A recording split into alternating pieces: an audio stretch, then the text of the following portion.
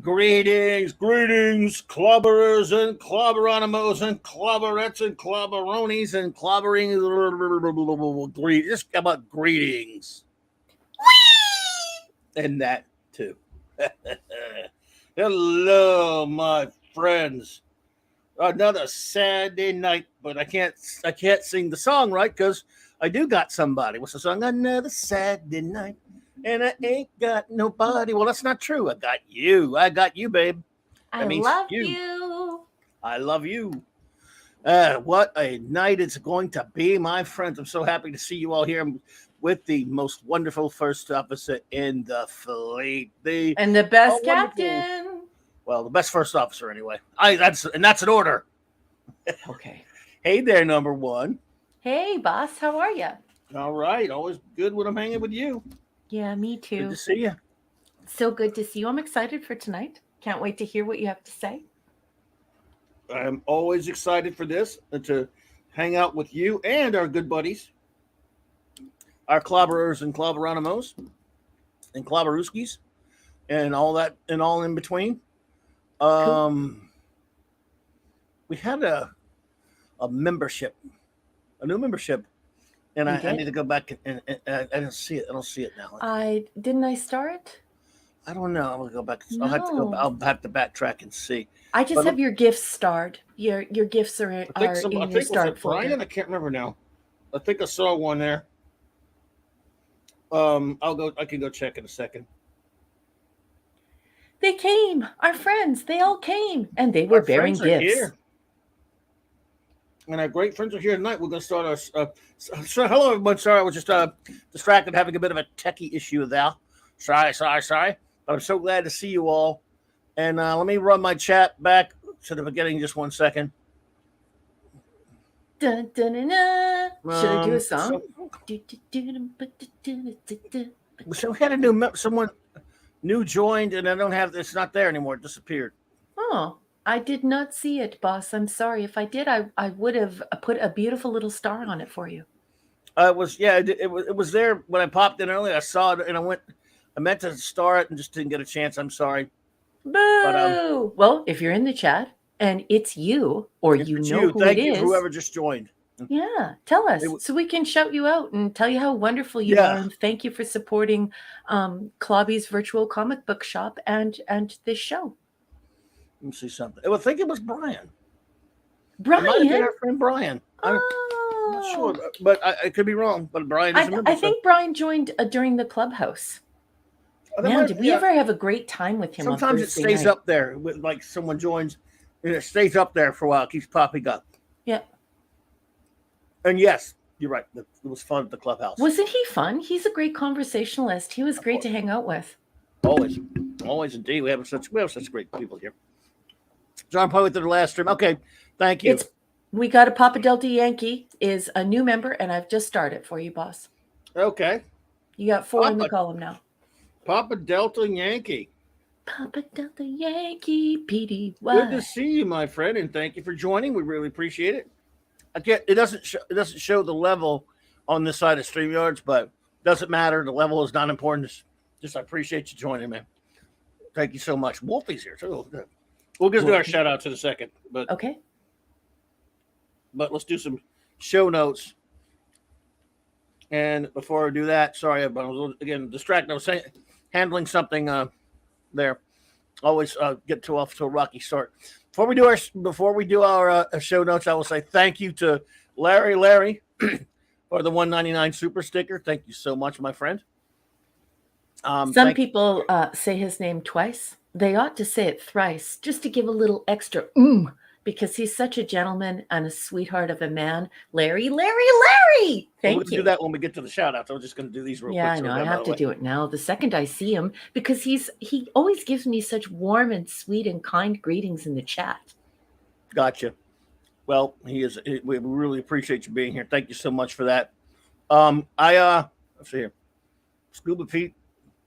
Gave a $1.99 super chat.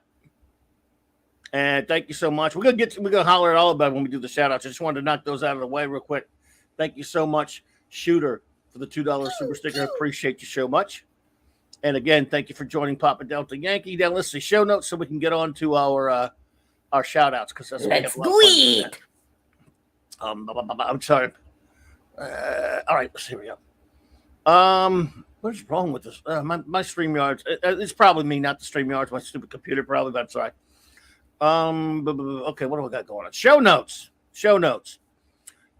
Tomorrow, a special clobbering times, 4 p.m. Central Standard Time. The lovely Purple Valkyrie will be joining me to celebrate. This is, of course, Jack Kirby month, all month long on clobbering times. And tomorrow's the actual birthday, the 28th of August. The great legendary king of comics, the greatest creative force of the 20th century, in my opinion, and I'll fight anybody on that, would have been 105 tomorrow. Oh, wow.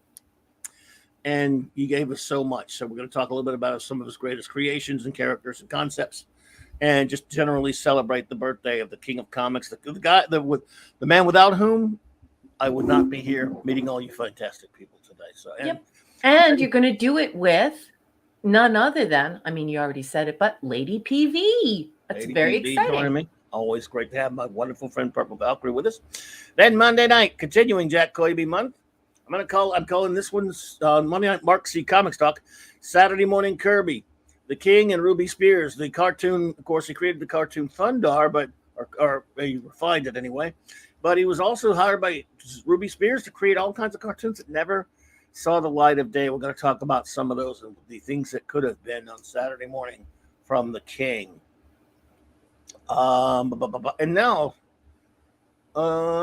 hopefully Sunday Night Geekery on Mark. I don't know if Mark D is going to be with us tonight, folks, but Sunday Night Geekery hopefully will be at its same bat time, same bat channel tomorrow night, 10 p.m. Central Standard Time. Excuse me. So hopefully there. Now, are we ready to do our shout outs? We are. That might say here. Let me make sure I've got everybody. I hope I didn't miss anybody.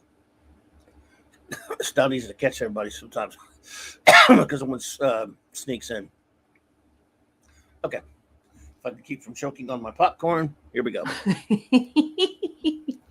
A big shout out to, of course, to the great Lord Doth, who popped in. I don't think he said he couldn't stay, but Aw. Well, that's okay. Thank you for stopping by anyway. So hail to LT and Lady LT. Avon lives. Long live the Legion, and you will be missed, sir.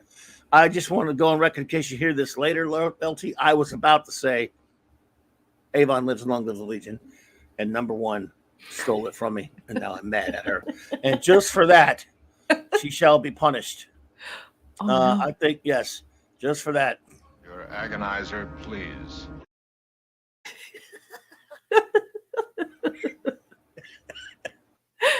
Oh.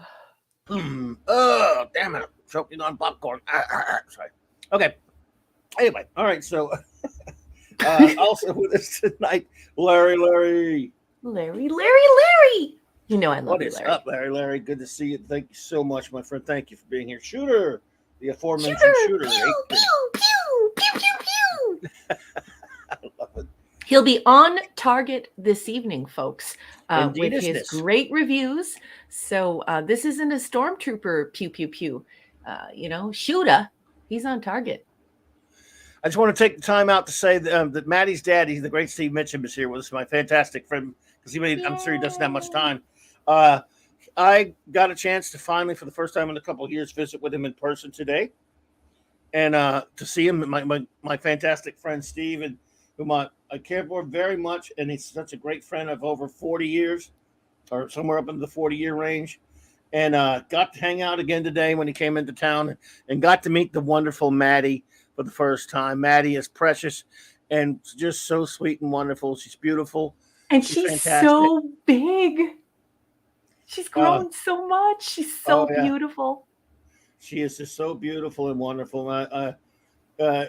Steve is a lucky man, and Steve's a very lucky man and very happy. I'm so happy for him. But also, Maddie is a very lucky girl to have a great, loving father, my great friend Steve Mitchum. So, what a beautiful thing to say, Clobby. She's very lucky to have a great pappy like Steve. and he is a great father. And I guess it was also good to see the rest of the gang there today, Steve. So thank you, buddy. Thanks for coming into town, and I hope we get to see each other. I hope it doesn't take us long between visits. This is that last one there. All right, so let's see. A Phantom Outsider. Andy!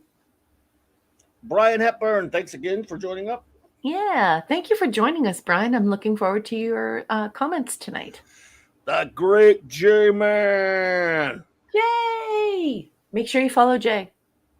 Indeed. J-Man, buddy, enjoyed the stream today, and he has a great channel. Please go check him out. And he and the great Sean and those good guys over there, I'm envious of them. They have a lot of fun just sitting around on that stream talking comics. So whenever I can, especially on the Saturday night when I go in there and harass them as much as possible.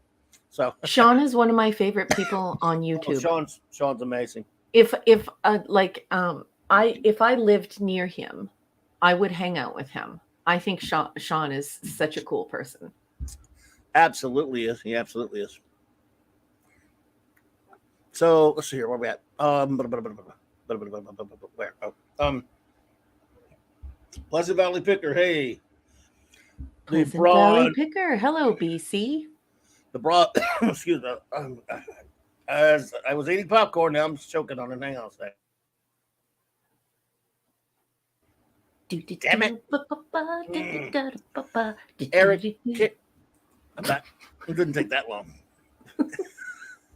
I am your elevator music. All right, that's two. That's two. So here you go. Your agonizer, please. No, Mr. Spock.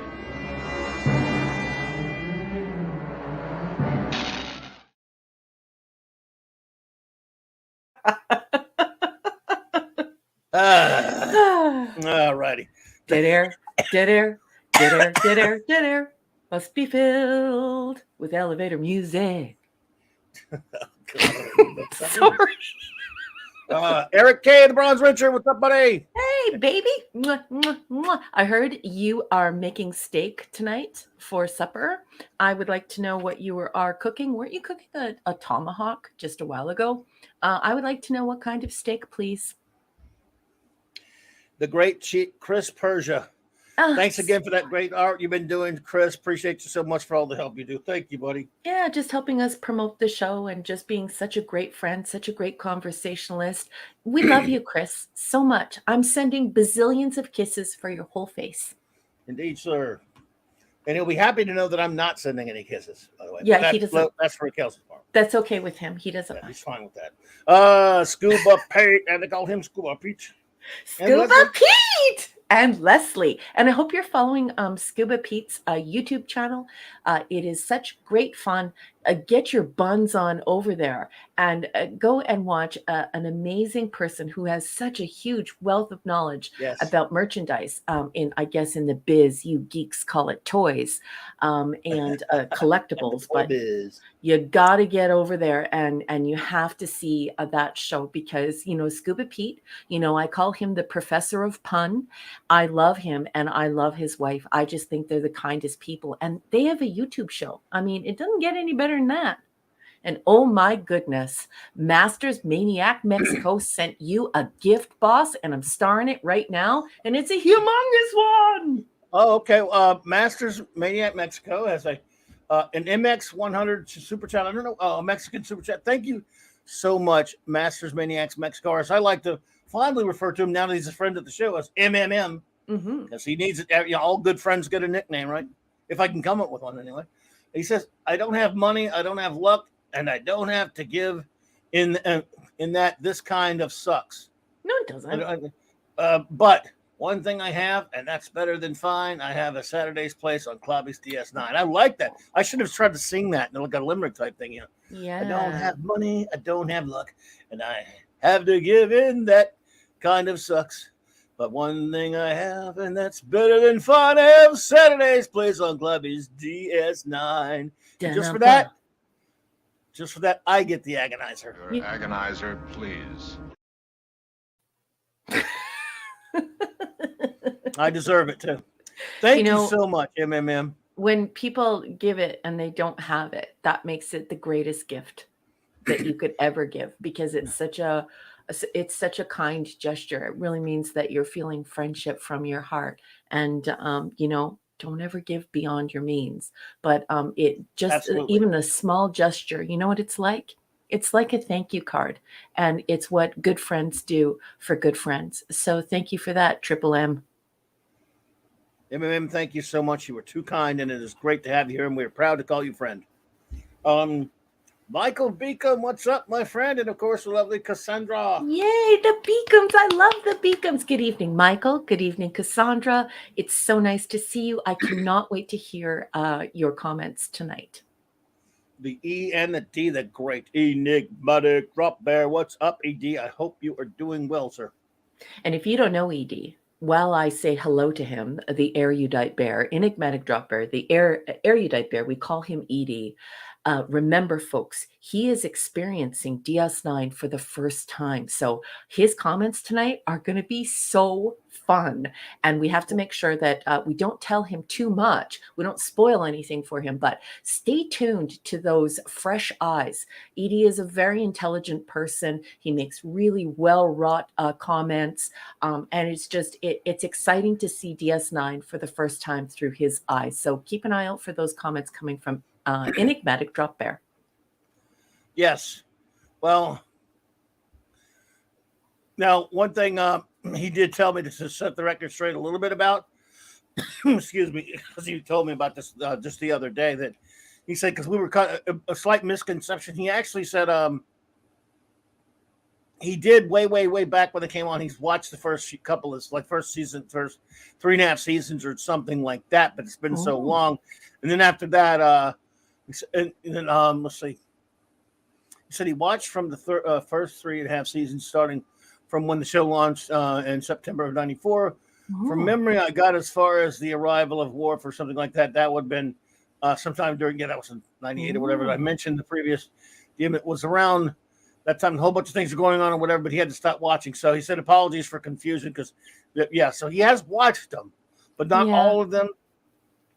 And so that's not confusing anyone, enigmatic drop bear. That's being overly honest and qualifying that in a community of people who consistently and constantly watch it or annually watch it.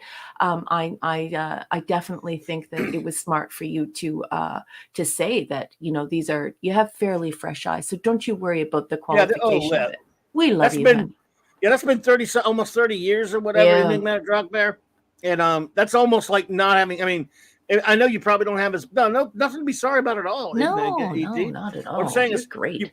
You probably don't have anywhere near as bad a memory as me. But however, 30-something years is 30-something years, so it's still very fresh to you in that sense. And since there's a lot you haven't seen yet, so and we're just glad to have you here. We appreciate you. Yes, yay! Our wonderful friend Jill, anti-derivative Jill, is here. Hey, Jill, nice to see you. Welcome, our communications officer. The Felicianos, as in Raymond and Sandra, are here. And they have King Dolphin TV. In color. Sorry, everyone is coughing on it's just started, because it must be something lodged in there. Popcorn never does that to me, but tonight. Oh, no. You got to take a sip of water. I've got tea and it's not helping, but I'm trying. All right, well, it'll just eventually. Anyway, JT Kirk, buddy. JT Kirk. Mwah, mwah, mwah, mwah. The Dad Man walking in, the Dad Man clan. Dad Man, what's up, buddy?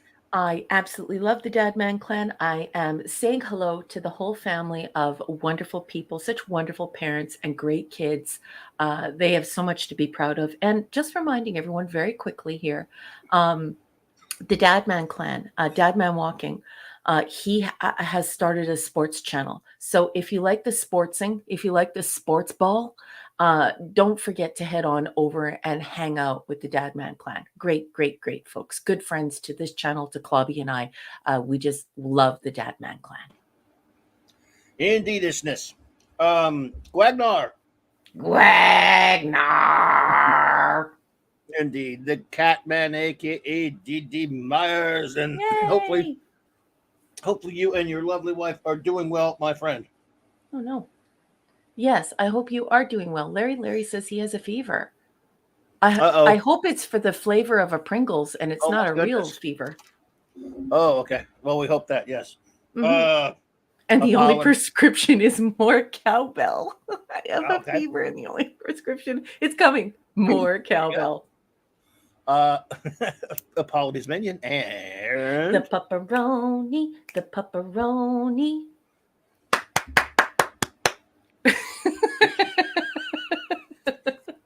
the great man of iron himself, D. Bud Martin. What's up, brother? Great, fantastic friend of the show and channel, and it is fantastic to see you, everybody. Hungry boy, tonight he is. Oh, I gotta find his new name because I don't have him in front of me right there. Where I is he? think Where is it's he? Hungry Boy. Hungry for Odo and Kira to do a slow romantic waltz. Yes.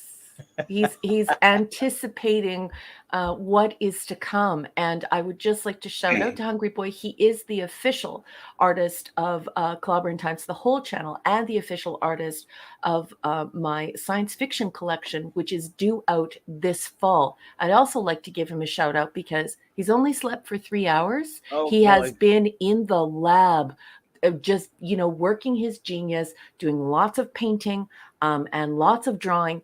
And he does that for us. So a shout out to Hungry Boy. I just love you, honey. Yes, thank you, buddy. It's always great to see you here. My new friend, Classic Comics. Hello there, Classic Comics. Yay, Classic Comics is here. Welcome. Good to see you there. All right, thanks for popping in, man. Terrell72, our fantastic friend. Good to see you. Don't work too hard tonight, hey? Just take it easy and enjoy the show. And we're sending our love to you, Tyrell. I'll take a slight break before so I don't forget to say thank you to everyone who has listens later on a download or a repeat or whatever you want to call it. Thank you so much. Derek O'Sullivan and anyone else, just if you leave comments, let us know who you are. We'll be glad to shout you out. And thank you to and while we're talking about I should say sorry about the Keiko voice.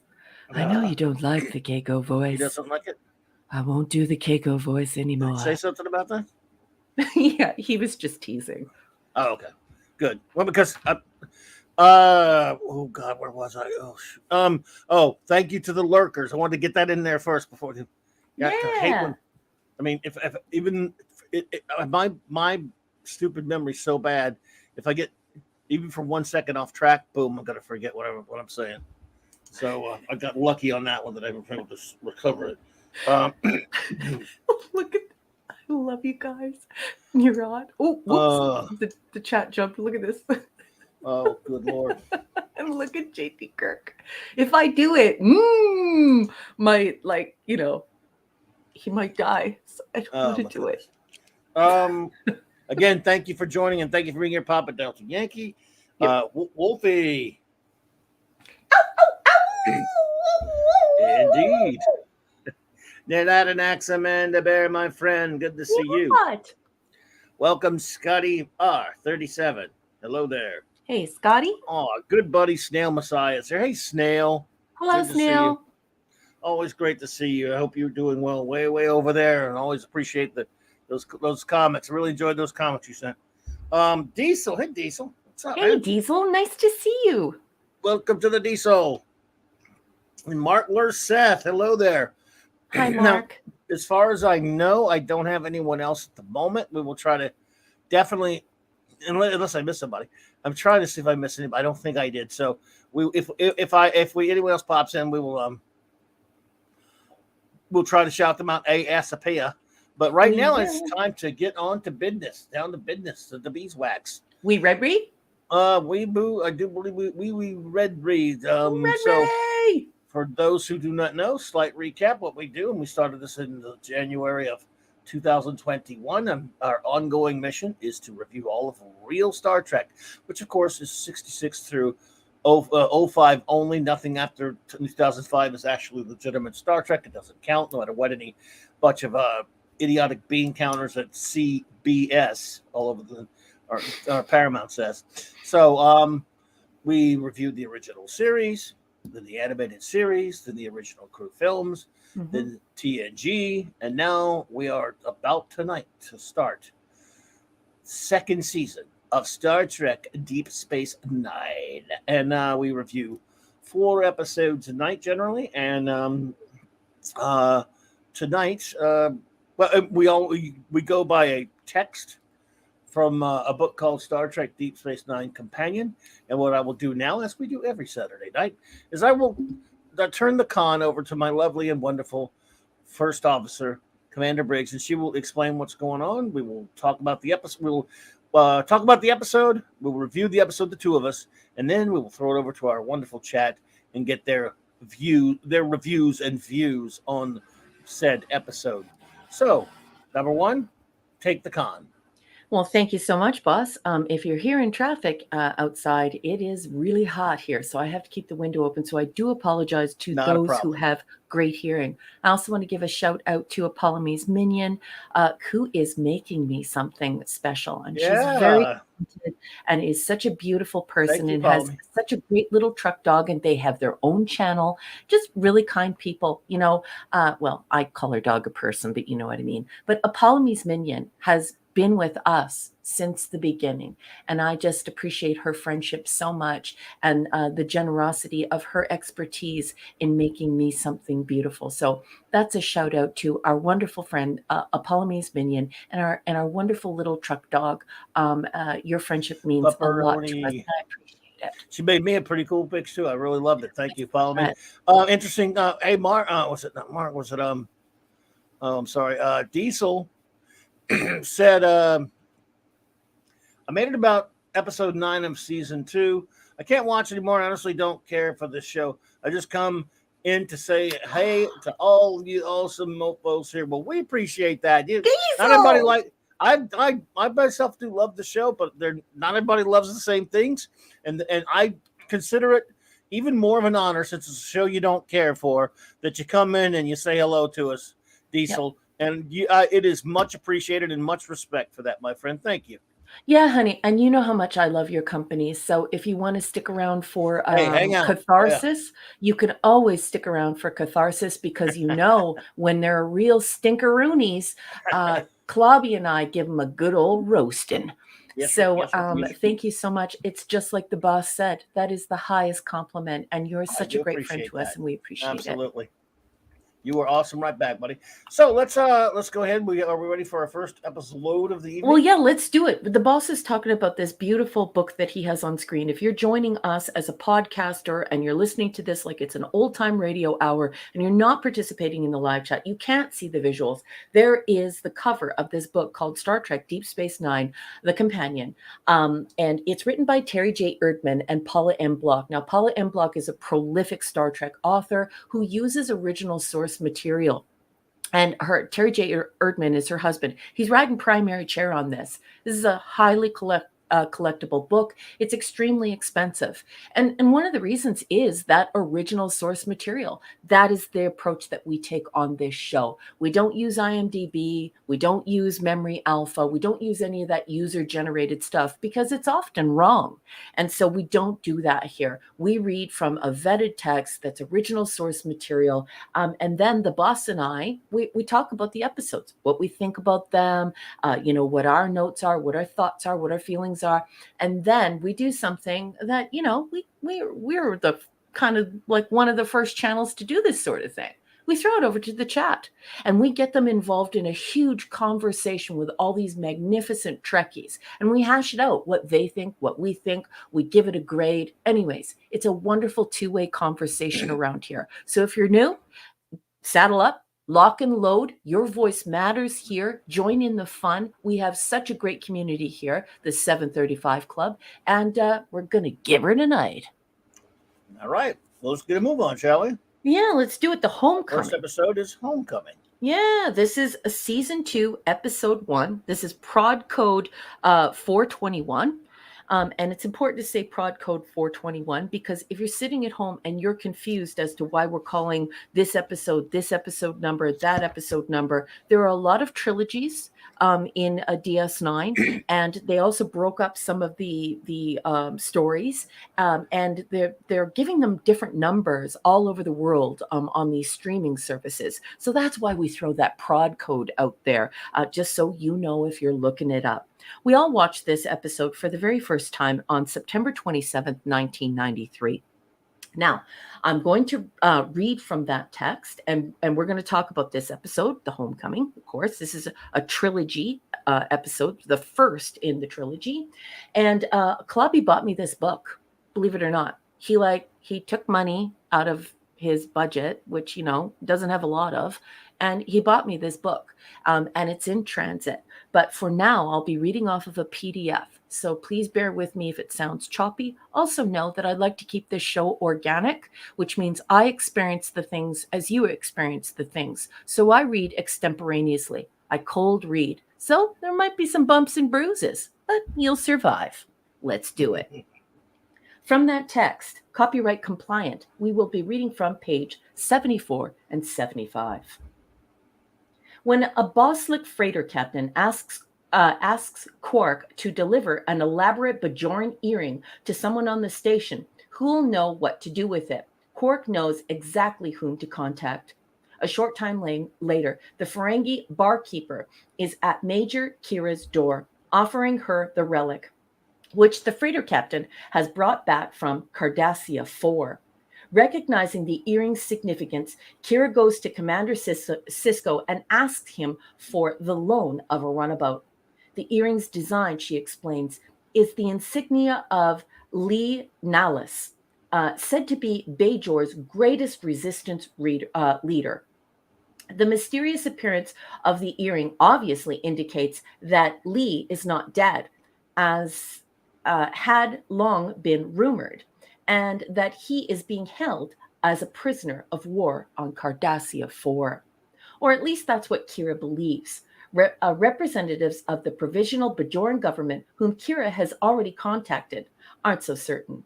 And they definitely aren't willing to risk a war with Cardassia over an unfounded rescue mission. But Kira feels that Lee could be the leader that her people, increasingly factionalized since the death of Kaiopaka, need to pull them together. Sisko agrees to consider her request for a runabout, but is soon sidetracked by a bigger problem. O'Brien and Odo have found disquieting signs that the Circle, a Bajoran extremist group that wants to rid Bajor of all non-Bajorans, is gaining strength. With this fact in mind, and with some astute encouragement from Dax, Sisko agrees to let Kira have her runabout if she agrees to take Chief O'Brien with her on her journey. Traveling to a labor camp on Cardassia 4, the page changes. The pair use Kira's feminine charms to get inside a prison force field and launch an attack against the guards. They find a somewhat bewildered Lee, whose earring has been smuggled out by a friend who hoped to inspire such a rescue and make a valiant effort to extricate all the Bajoran prisoners. Unfortunately, that proves to be impossible, and several of Lee's compatriots who comprehend his importance to Bajor volunteer to stay behind and cover Lee's escape. Upon returning to the station, Kira immediately reports to Sisko, only to find him mid-conversation with Gul Dukat. To Kira's amazement, Dukat is extending an apology on behalf of the Cardassian government for the existence of the Bajoran prison camp on Cardassia 4. Dukat assures her that the remaining prisoners will be released. Neither Kira nor Sisko know what to make of this unusual behavior, but Sisko urges Kira to be grateful for the safe return of the Bajorans and congratulates her on the success of her mission. A short time later, Bajoran Minister Jaro also congratulates her and welcomes Lee Nallis home before an awestruck crowd on DS9's promenade. Sisko notices that Lee seems uncomfortable with the reception, but like everyone else, assumes that the hero is simply a humble man. That night, Quark is attacked by 3 masked figures who burn his skin with a branding device. While Dr. Bashir tends to Quark, Sisko, Kira, Odo, and Lee discuss the assault. The mark the attackers left on Quark's forehead identifies them as members of the Circle. Dun, dun, dun! Lee is aghast to hear that the Bajorans would resort to such measures. And Sisko explains that the Circle is made up of people who have become impatient with the Bajoran government's inability to get anything done. What they need, adds Kira, is a strong leader who would speak out against extremist groups and unite the people. Lee understands that Kira and everyone else considers him to be that leader. A short while later, Sisko is alerted to the fact that Lee Nallis has been caught trying to leave the station for the distant Gamma Quadrant. Alone with Sisko, Lee reveals the torturous truth.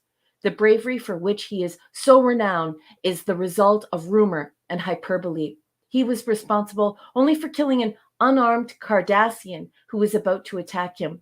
But the Cardassian turned out to be a vicious gull who had slaughtered many Bajorans, and Lee's fellow resistance fighters somehow convinced them that Lee had killed the gull in a savage struggle. The story spread across Bajor and inspired equally outlandish tales about Lee's courage until his name grew to legendary status. The legend even followed him to the labor camp, where it became a source of inspiration to his fellow prisoners.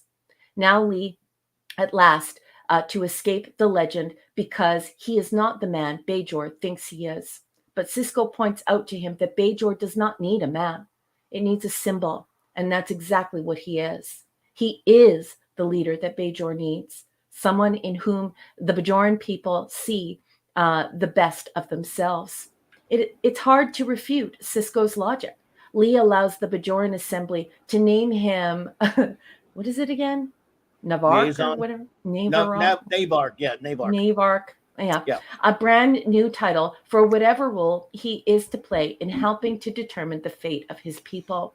But no one at the station is prepared for Minister Jarrow's subsequent announcement that Lee will immediately replace Major Kira as the Bajoran liaison officer to Deep Space Nine, and that Kira has been recalled to Bajor. And that is a very, very long explanation. A lot. Let me tell you, Terry J. Erdman, he's long explanation, much longer than his wife's. Anyways, Boss Man, that's all I'm going to read from the text, and that's plenty. Tell me, what did you think of the homecoming? And, maybe what did you think of the coverage? Well, good cover. It was just a synopsis and very well done. It's very informative, and it brings back my memories of the episode. So it's been a few days since I've watched it. I would say, even though, again, we've talked about this every now and then, it's not necessarily much in terms of science fiction. This is compelling drama, very well done. I really like this episode, but because I like the character of Lee Nallis. I mean, the stuff with when he tells Sisko about the kind of the truth of what is what really happened behind this legend. I thought that was fascinating. Some of that stuff's really good. Again, I'm not usually into too much into the politics episodes or different stuff like that. And this episode's basically that. It's war politics, and the whole three-parter really kind of is. But it is very well done drama. Mm-hmm. I mean, very well written drama and great character stuff. I love that Kira just automatically wants to go and rescue those Bajorans, and I've never been the biggest fan of the whole Bajor stuff and like that, but I know that's at the core of what the show's based on, so you do have to deal with it. I get that, but it's very well done here. So I find this to be pretty good, compelling drama, and again, a lot of great character moments. A very well written episode. Yeah, I think it's a very well written episode. I give it some pretty good grades, but this kind of thing is not my favorite. I know that that folks were bursting at the seams after Gene Roddenberry had passed to do what they wanted to do with Star Trek. And then rather than creating their own Star Trek, they decided to use Star Trek and then just do with it whatever they wanted. And here we see some pretty heavy drama. For me, I don't consider this science fiction, not in the slightest. No. This is a political engagement here, and it's a way of creating some social commentary, and yeah, I prefer science fiction. I do give over to this series, though, because it is great drama, isn't it? Yeah, they do it very well in this great character stuff. So still a good, very, very entertaining show. JT Kirk with the $5 super chat. You were too kind, my friend. He says, I'm starting up a group of Star Trek centrists that celebrate all 735 episodes of Star Trek. We call our group the Dodecahedron. That's excellent. Are I you love being it. serious or facetious? I will join. I Send don't me the know, link. but I join. Maybe I he's- want to if he be a says it- dodecahedron. I if just it's don't a want to group, be so maybe it's crushed. Facebook.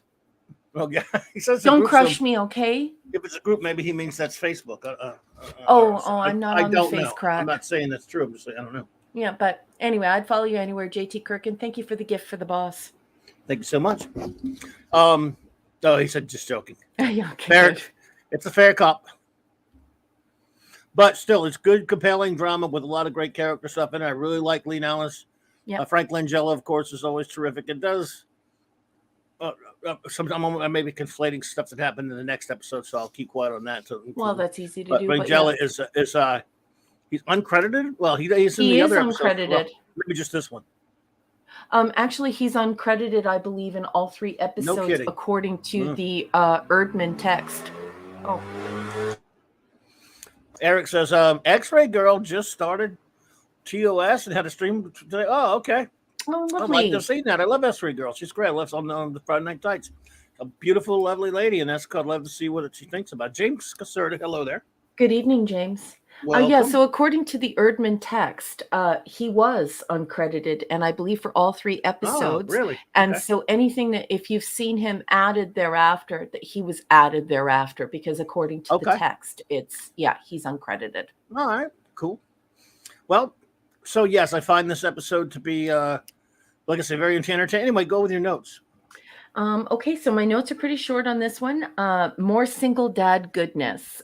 Jake is dating. Now, this is one of the reasons why I like the new BSG. I really like these representations of these single fathers. And I love the representations here. And it was something we really needed in the early 90s as we began to sort of feel the impact of what was going to happen once a single dad started getting custody, and when things didn't work out, or someone unfortunately passed away and dad had to raise the kids. So I thought that it was good. It was showing good leadership at that time for this type of portrayal of fathers.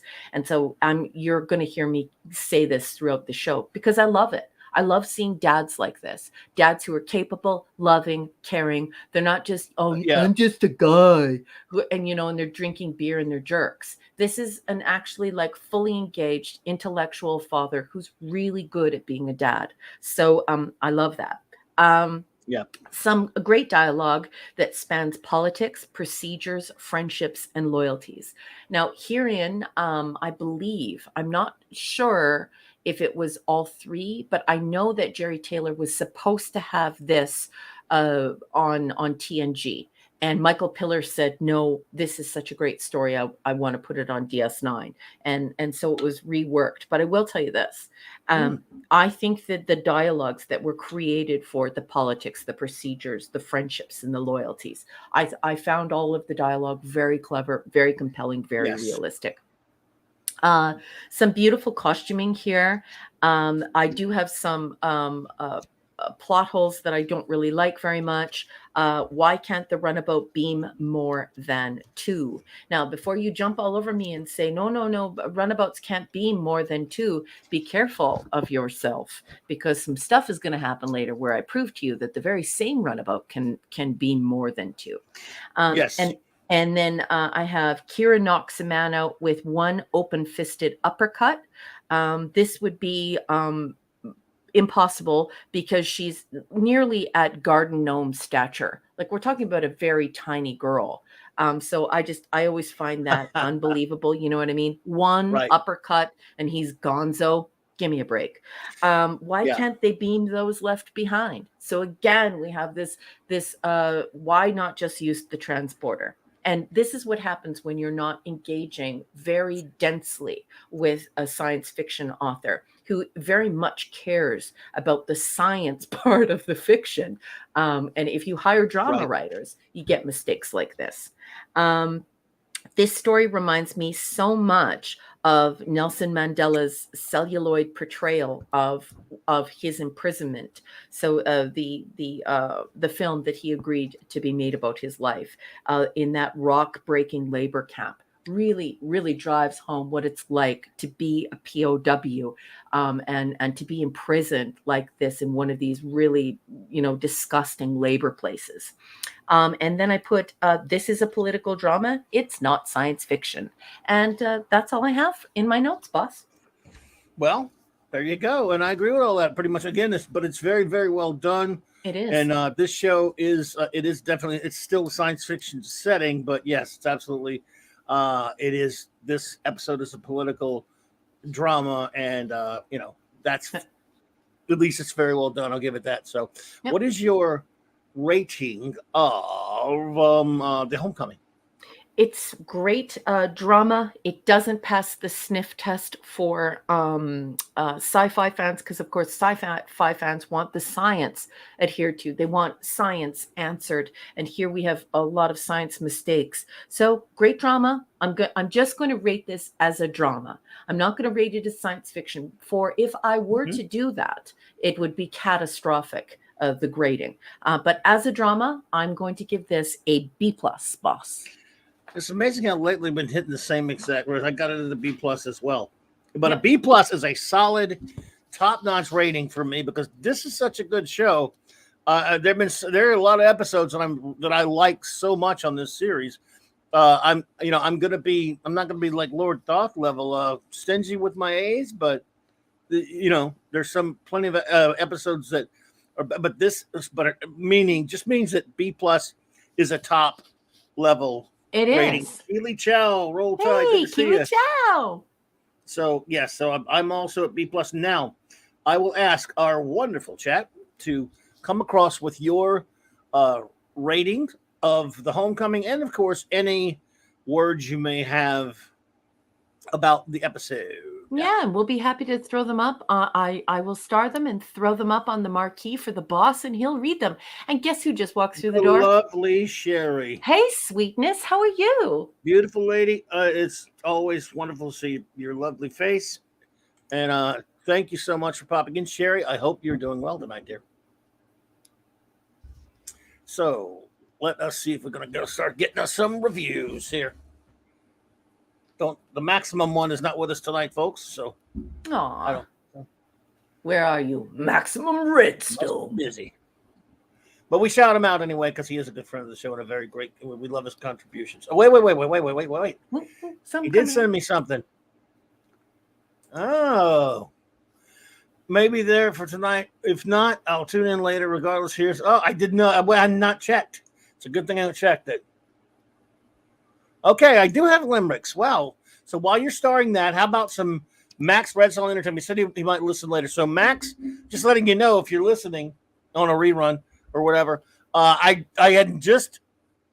mean, when I mentioned you, because I got kind of used to the limericks, I was like, well, I guess he's busy tonight. And then I just checked over on my email. Let me check, see if you said anything. And there you go. So I should have checked earlier, but we got you in the beginning. That's all that counts. So thank you, Max. I hope you're having a great time, whatever you're doing tonight. But, sir, I'm proud to call you friend and to have you here with us. So let us, without further ado, go with boss, may I please interject very, very quickly? I'm so sorry for interrupting you, but guess who's here? Kamloops. That 70s band. Kamloops. He's hanging today. All right, Rock. What's up, buddy? Good to see you, man. It was cool hanging out with you last night and talking to you. And Dalek 451 is here. Dalek. Hey, Dalek 451. Next time at 8. Good to see you, my friend. I hope you are well. All right, so Jill yells, "Yay, limericks!" Okay, limerick time it is. After all, thanks to the great Maximum Redstone. Here we go. The Homecoming by Max Redstone. All right. An earring that carries a unique stamp. So Kira reveals.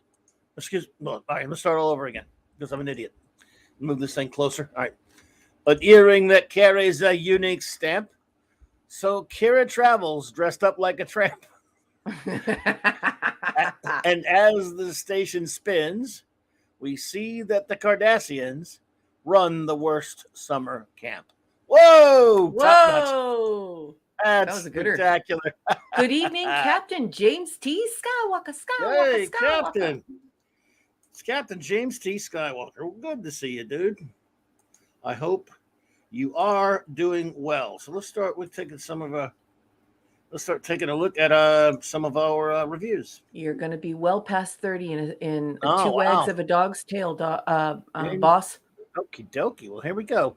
Starting out with the great Gwagnar. Grade B. Decent start to the season, and I like the Leonalis character. I do too. I like that guy. I think so. And it's a fascinating story that he has. See, that's what I'm saying. It's really good drama, really good, well written. Shooter says 1 of 7. Oh my goodness, he got a lot to say. B. The opening with Quark and Odo is a delight to watch. Yes, Cisco has to risk causing an incident between the Federation and Cardassia in order to accomplish his mission on Bajor. Hang on a second. Shoot.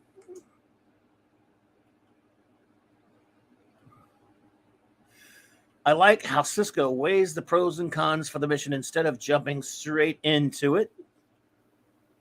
Miles to Kira, I doubt there is a Cardassian alive that could resist you. That doesn't, or a human or anyone else probably, especially Hungry Boy. Right? Am I right? Or any human for that matter. Do you think Miles had doubts about his marriage at this point? Well, there have been other incidences with her too. Yeah. Mm-hmm. Yes. Well, I mean, have you seen why? Well, yeah, tough to argue with. I really don't get the dress sense in the future. The civilian attire often looks garish and antiquated. Maybe it's just me. Those circle masks are terrifying, the stuff of the horror movies. Doki, hang on. Lee Nallis is shocked that Bajorans would brand someone demonstrates how far the Bajorans have fallen during the occupation. It almost justifies the previous season's savage Bajorans. I hear you. Lee Nallis, a humble man, allowed himself to be a figurehead during the occupation, and when he learned it was over, he chooses not to go home but to flee into obscurity. That's exactly what I would do. Bye. Me too. Even though it is done with a pleasant tone, Cisco pushes Lee to give up his own needs and freedom. While I can't fault Cisco, Lee is ultimately turned into a tool for the Federation agenda. That's not a bad point at all there. Good point indeed. Thank you so much, Shooter. Wolfie says,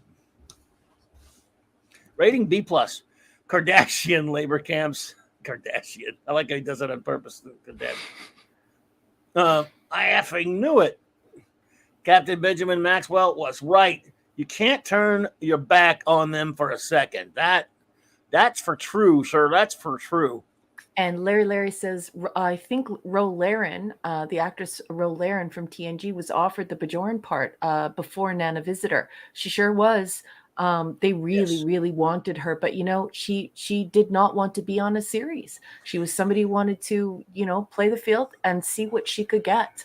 And we covered that during TNG. And, whenever people turn it down, whatever happens to him, right? I don't know if I would turn down a job. I don't know if I... Back then it was risky, but you wanted to be in the movies. Didn't work out too great. The Catman, a.k.a. D.D. Myers, says, Clobby, I thought this episode was pretty good. I give it a solid B. Thank you so much, Thank you, D.D. Dad Man Walking says... one of the best episodes I've seen in Trek so far. I'll stop not to jump the gun on the following episodes. Ookly dookly. Larry says B, above average story, giving more background on the Bajoran people, indeedishness, and J.T. Kirk says B-. The writers send O'Brien and engineer an engineer on a spec ops mission, or special ops mission. I'm sorry, special ops mission. Sorry. This shows us that a hole exists in the casting, and I, for one, welcome the addition of a future character to balance out the show. I know what you're talking about, but Very clever. But O'Brien has a lot of experience with war and fighting the Cardassians and stuff. So that's another. That wasn't just that he's an engineer, but I hears you, sir. Pleasant Valley says B plus. Kira wants a runabout to rescue a lost hero, Lenalis. She and Miles head out on a mission. Is this another? We already do the synopsis, it's BC. Synopsis. A number of prisoners. Nice action scenes. Gul Dukat apologizes to Bajor. Yes, sir. Freedom fighter Lenalis is uncomfortable with his legendary heroic status. He explains to Sisko he was not really heroic. In fact, but by reputation only. Yes, that's in the episode. Boss, just so you know, Mark D with a C is here. Oh my goodness! Whoa, dude! Good to see you. The chief engineer. Stories of his legend have grown over the time, based on very little, but what others say. Quark is attacked. Yes, he is, and branded by the Circle. Again, all this. That's a synopsis. That's not really a review. Picker. And was that all of his? I'm trying to find if there's another one in there. Indeed. Indeed. I think that was. I don't see another one by you, Picker, but yeah, do try to make it like a review rather than a synopsis if you could. Okay, all I got. J-Man has to run. No point in giving my rating. All DS9s are 10 out of 10. Even the ones that are 7 out of 8. J-Man, all right, dude, look, no, nothing's perfect. No show. Just for that, I hope you're not going yet because you, sir, deserve this. Your agonizer, please. It's an incredibly cute thing to say. I mean, it shows you where Jay is and what kind of a person he is. He's like, look, they're all 10 out of 10. Even the ones that are 7s and 8s. It could be the worst piece of garbage ever, but it could be like the crappiest episode. He'll go, yeah, that's 10 out of 10. That's why I love Jay. J-Man's the man. We love Jay. So, he's probably gone already. I hope he saw his act. Yeah. All right. Classic Comics says 8 out of 10. Thank you, Classic Comics. I'm glad you're here. Thanks for being here. Hang on a second. Let me see. Make sure we're. Raymond says, Lord at Raymond Feliciano says, that's right, Lord at King Dolphin TV. It's a solid drama. It shows that Bajor needs a leader desperately, and Lenalis is the one who may be the unifier. Kira, it proves that no good deed goes unpunished. Or to say it like the great K.R. Avon said it, well, you know what they say, no good deed goes unpunished. Avon's one of his greatest lines. Number 4. I'm sorry, Pleasant. I missed your number 4. I couldn't see it for a minute. But Jordan Prejudice rears its ugly head in an examination of how we need our legends to believe in to inspire us. Kira gets recalled. Yes, that happened. And Lenalis takes her place. Solid season opener. Thank you, Pleasant Valley Picker, for the synopsis. Michael Beacom says, shows like this fuel debates that science fiction is just other genres with spaceships. Love you. Good point. Love how supportive Kiko is. Husband going off to possibly die, and she's pissed at the inconvenience. Oh, don't do it. And don't do it. The thing is, gonna do it now. I know, but this is why I'm such great friends with Michael Beacom. I love the way that he can step outside and not be a viewer. He can be an author or an editor, and he can see what is being contrived and why. And certainly when you have this idea of drama in space, and it's a bit of a soap opera, what they're trying to do is conflate those genres so it's easier to watch. It's not as much work to watch. And then it appeals to more people.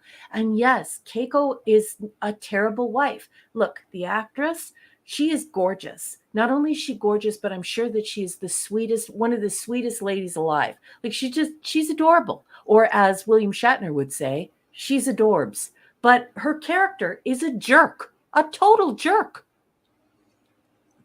Sorry. I love it.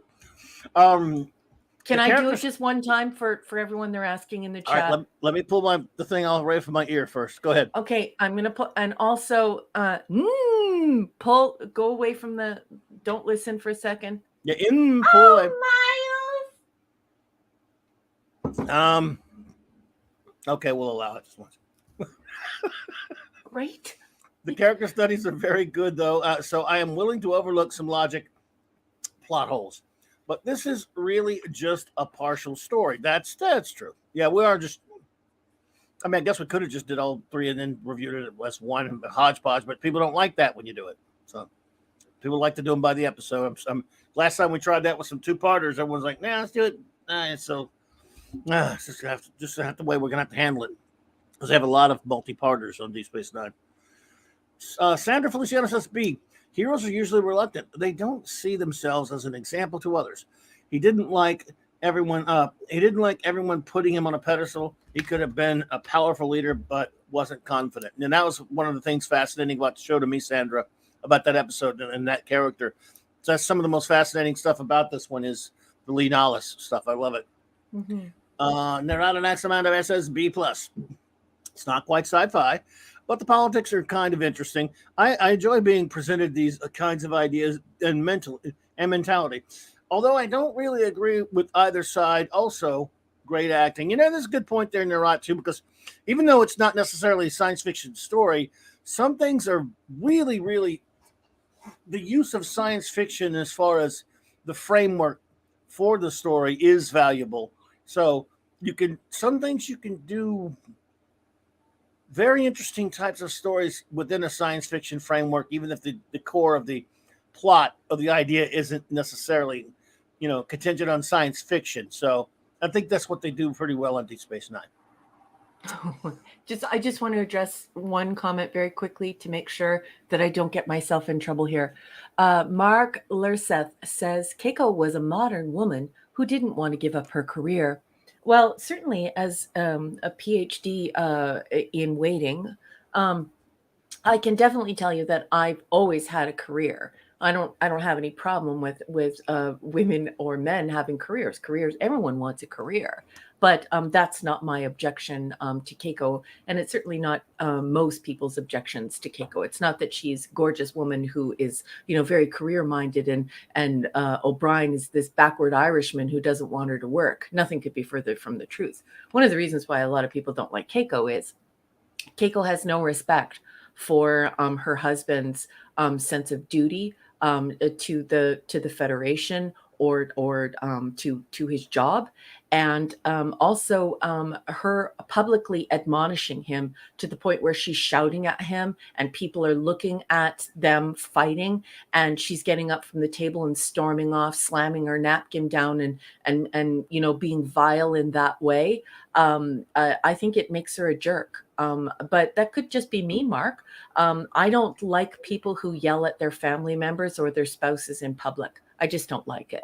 I don't think it's good to yell at your family members or your spouse in private, let alone in public, and humiliate everyone and make everyone feel awful. So I'm not a big fan of the Keiko character, but I just want you to understand that I too am a modern woman. I would really like to get enough money to finish my PhD. I absolutely love working. I've worked my entire life. So that's not what I don't like about her. Hope that clears that up for you. Sorry, boss. No problem. No problem at all. Chris Purchase says, B, although it wasn't sci-fi, it made for interesting drama and raises a moral question. To continue living a lie for non-selfish reasons or to be true to yourself and bear the repercussions. Thank you so much. Indeed, sir. Oh, Mark was kidding. Oh, thank God, Mark. I was so worried that I insulted you. Thank you, Mark. I love you. Sorry, man. No problem. The great Eric K says C+. A 100-pound lady beating up grown men always takes me out of the story a bit. Yep. A good overall, though. And again, it just goes to show you, even though we complain about that going on to far more ridiculous effect nowadays, in Hollywood. It was even going on back then in some movies. So there's not quite as much, or TV shows in this case. Yep. But thank you, Eric. And to call him Scuba Pete says B plus, sung like Gary and the Playboys. Lee's diamond earring doesn't shine for Lee's diamond earring doesn't shine for me on Bejor. I like it. The professor of the pun. Professor Pun, he is. He's Professor Papa Pun. Indeedishness. So, if you would like to take over for a bit here into the star, we have our wonderful friend Jill, and then after that, Edie. And I will switch places. And just so you know, boss, Max Redstone just walked in the door. Max, thanks for the limerick, duder. Okay, and I get the honor of doing 2 reviews from 2 people who I love. Let's do this. Anti-derivative Jill, she's got a 4-parter. She's going to go ahead and give this an A-. She says, Deep Space Nine shines at character development and storytelling, despite being a political struggle for power and Civil War trilogy. I love every bit of it. Sisko finds time to be a good dad again, and it works every time. Isn't it lovely? Isn't it lovely when they don't play out these stereotypes of men just being boobs who can't raise their children, who, light their kids on fire, like leave their kid at a gas station and stuff. Like, it's nice to see an actual loving and caring dad. So I agree, Jill. Hey, this time, Wendy Webb's here. I'm sorry? Wendy and Jimmy. Hey, Wendy and Jimmy! Wendy and Jimmy! Hey there. Sorry to interrupt you, but I just want to say no, that's okay. Interrupt me anytime, boss. This time it's in comforting Jake, whose date cannot be with him because her parents, I think she means to say, are mistrustful of non-Bajorans. Yeah, we're seeing some of that xenophobia coming through here, and this is how they're trying to portray it. 3 of 4. In the trilogy, lacking in sci-fi, it is nice to get a bit of it when O'Brien details all of the modifications he can make to hide Kira from the Cardassians. Yeah, but it's a little technobabble. It's not science fiction, and we want science. 4 of 4. Lee Nalas, reluctance to lead because he feels his efforts have been over-exaggerated shows why he really should be a leader, because courage is more important and the best leaders do not want it. It's weird that you just said that. That's exactly how I feel. Whenever I've had a power position where I have worked and I was in charge and I had to choose people, I always chose people who did not want to be in charge. They weren't after the title. And a title is nothing. It's really about the job. Can you do the job? And they were incredibly capable and really great at their jobs and wonderful people to be around. And they did not want it. They didn't want the title. I'm always suspicious of people who want the title but don't want to do the work. So I love that you said that. And it doesn't surprise me because you're an INTJ like I am. Anti-derivative Jill, my fellow nerd. Okay, let's get on to Enigmatic Drop Bear. The erudite bear. He's got a 5-parter. He says, this one is a B. Bajor is understandably struggling with its recovery from its brutal occupation. It has lost its moderate leader and is fractured by political division and opportunism. Kira's relationship with Sisko has matured. She has moved from riding roughshod over him to asking permission whilst strong-arming him by lobbying senior staff to her agenda.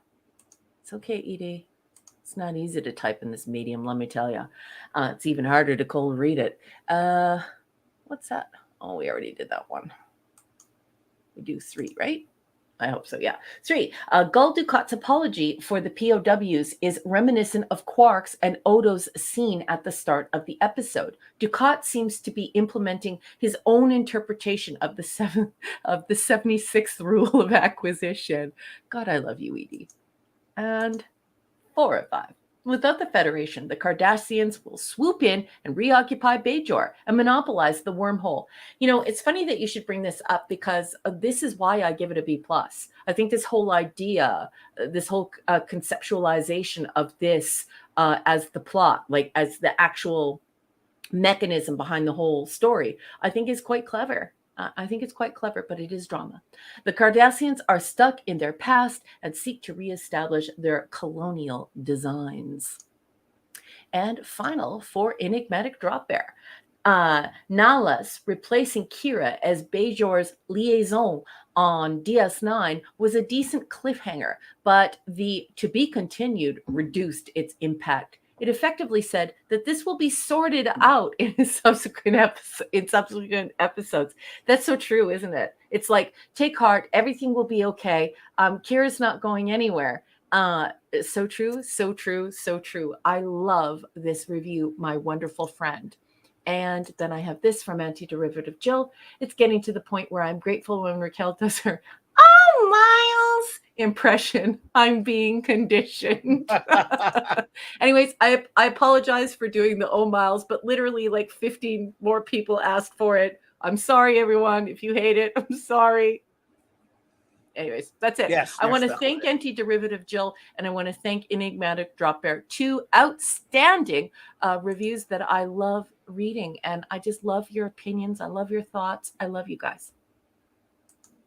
And D-Bud Martin is doing the monkey with his ears covered. D-Bud Martin, I won't do it again. I promise. I love you. I'm sorry. Well, we have let's see, a couple more here. Captain James T. Skywalker says, B. In many ways, Gul Dukat and Damar really added depth to the show. Oh, yeah, Damar was a little ways away from this, but yeah, Dukat was in this one. Thank you, Captain. MMM says, I give it a 7 out of 10 because the Negus didn't appear, and so we will not hear our captain saying the magic word. I promise I won't say it. I did not know you felt that way. But I won't anymore, I promise. Well, until he appears again. I'll only say it during episodes he appeared in, okay?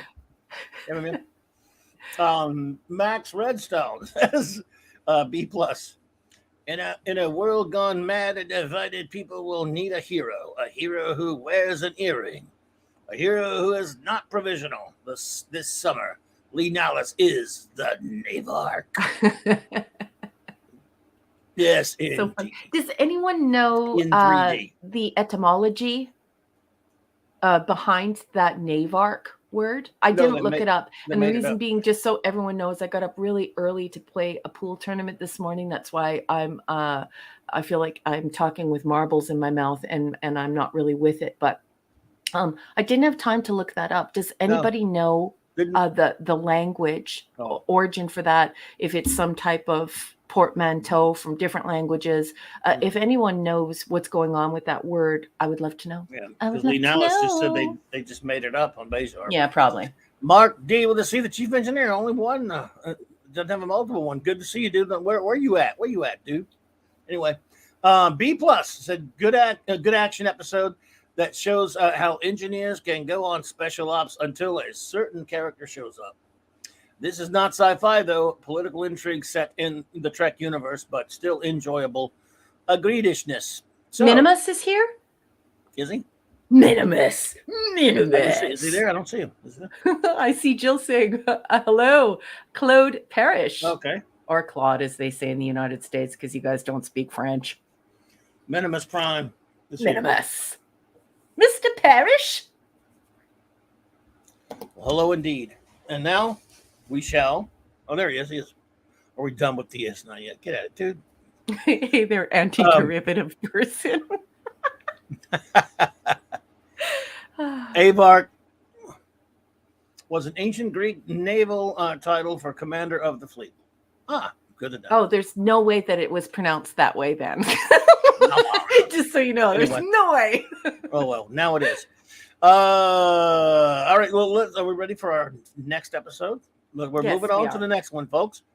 Okay, the next episode is The Circle. The next episode is The Circle. Will the circle be unbroken? Circle of Life.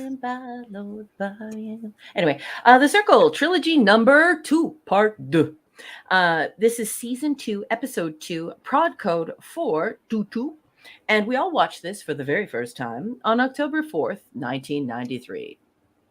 Let's stay copyright compliant, shall we? I'm going to be reading excerpts extemporaneously from Star Trek Deep Space Nine. It should say The Companion, but it just says Companion. I don't know why. It's written by Terry J. Erdman and Paula M. Block. She's writing second chair and her husband's long-winded, but we're going to do this anyways. Here with the synopsis starting on page 78. Dun, dun, dun. When Commander Sisko angrily confronts Jaro about the decision to send Kira back to Bajor, the Bajoran minister expresses his surprise, noting that it's no secret Kira's presence on the station has been troublesome for Sisko. Sisko denies the allegation and defends Kira, but it is his turn to be surprised when Jaro informs him that Kira's removal will mean a promotion for her, as thanks for rescuing Lee Nalas. Jaro further placates Sisko by explaining that Lee will be safer on the station than in Bajor's volatile capital. Or volatile. Don't send me letters. I don't care. This is an international show. A short time later, Sisko is unpleasantly reminded of the planet-side violence when he discovers the Circle's graffiti insignia on the door to his quarters. As Kira sadly packs for her departure, she is interrupted by the non-stop arrival of her friends from the station. Amid the confusion of several different conversations all taking place at once, Odo encourages her to fight for her job. But Kira is... Sorry, I just lost my place. Oops.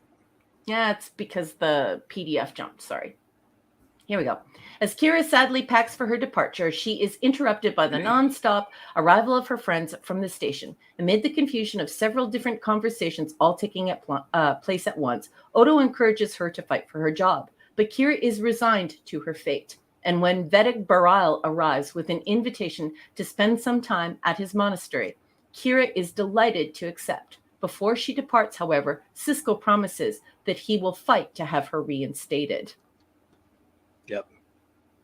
At the monastery, Kira finds it difficult to occupy herself with useless pastimes, nor is she sure of how to deal with her growing attraction to Baral when she senses it's mutual.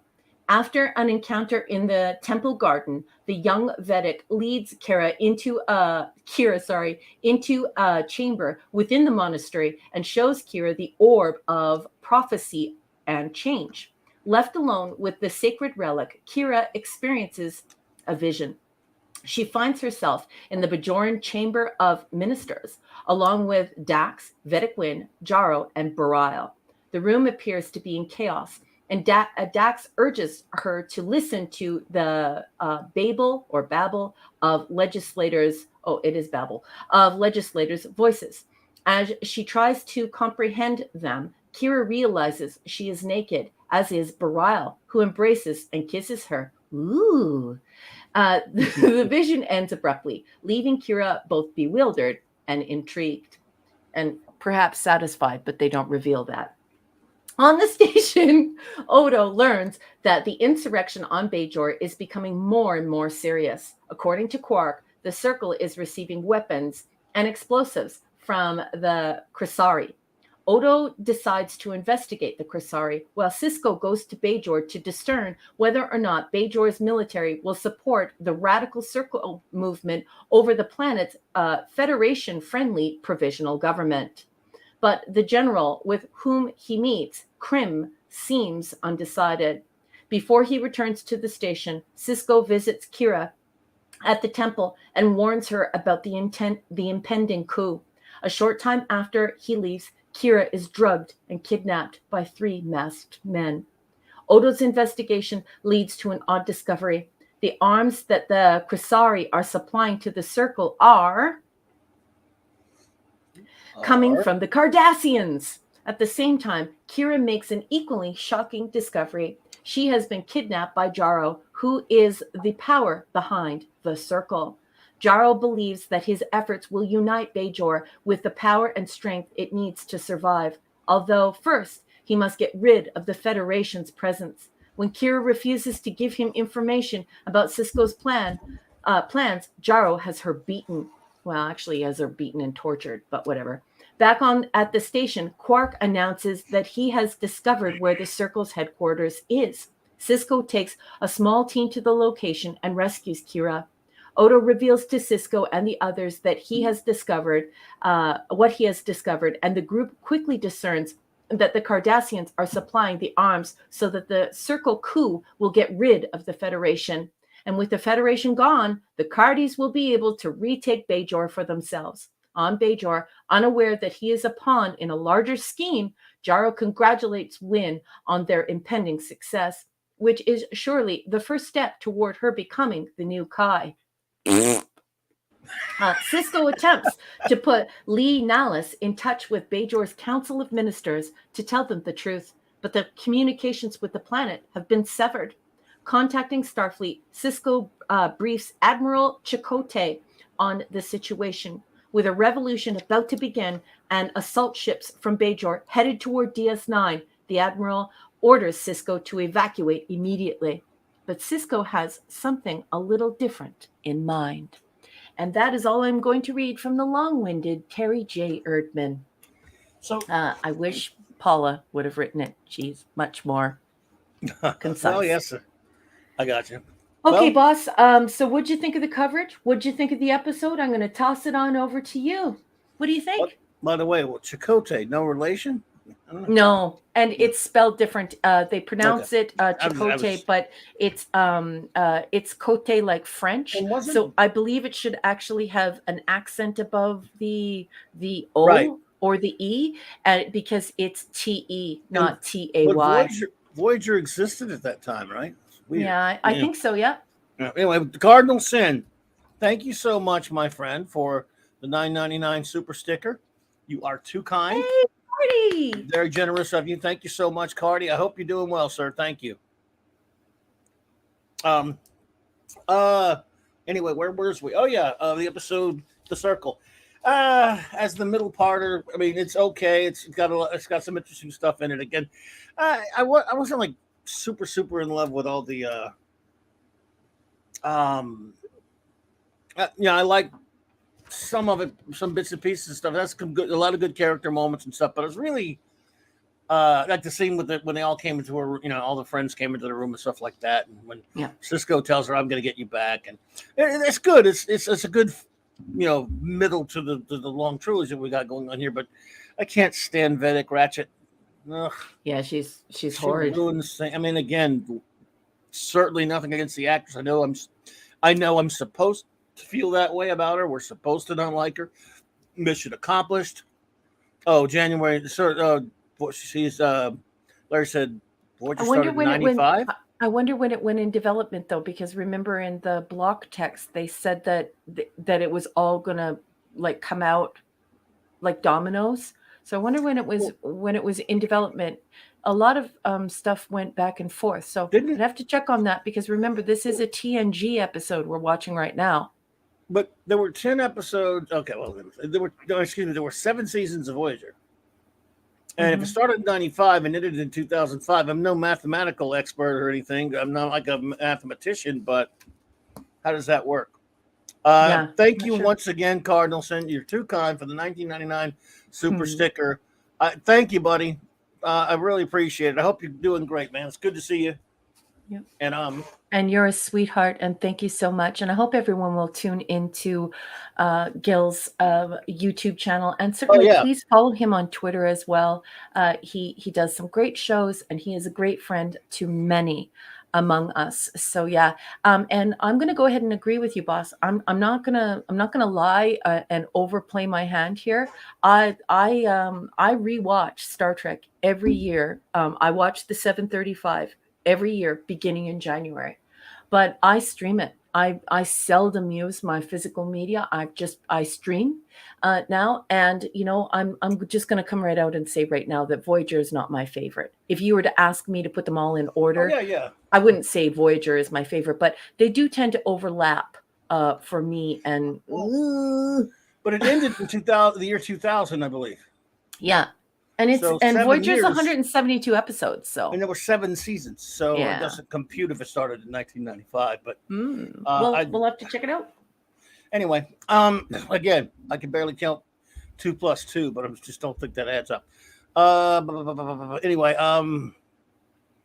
this was still 2 years before Voyager aired. Oh, at least 1 year, according to Chris. Chris. I got you. The key here, though, is that Chris just answered the question that I asked him, and which is at least 1 year before its planning. So that answers the question about the scripting. So Chris Persia, as per usual, I love you. Thank you. Mwah, mwah, mwah. Anyway, I don't have a lot to say about it. So notes. We'll try to do this one quick. Here are my notes. I'm going to bang them off quickly. If you're wondering what I'm talking about when I say notes, I take notes. Piece of paper, pencil. You should try it. Good for your brain. Let's do it. A beautiful friendship drama, very touching. In 1993, I was very worried that Nana Visitor was leaving the show. Yeah. I thought for sure she was going to pull a Denise Crosby. I bought her departure, hook, line, and sinker. And I think that, like back then, that's why I thought they were doing this big send-off to her, because she was going to be leaving. There is beautiful costuming here, just exquisite costuming, ornate, gorgeous, great work here. This is wonderful. This launches cosplays. This is just gorgeous stuff. It's just other enough to make it feel, cool. Anyways, touching moments of religious conviction, humbleness, and piety. So we have these very strong religious discussions going on here. Wonderful moments when Quark is deputized. I just absolutely love it. Oh, Cardi just sent you another gift. Thank you for the $4.99 super chat. The great Cardinal Cindy says, it would have been great, except it couldn't have been worse. I'm going to assume you're referring to Star Trek Voyager, Cardi, or maybe, because he didn't say, but I guess. Yep. So wonderful moments when Quark is deputized. This is more political drama. This is more political intrigue.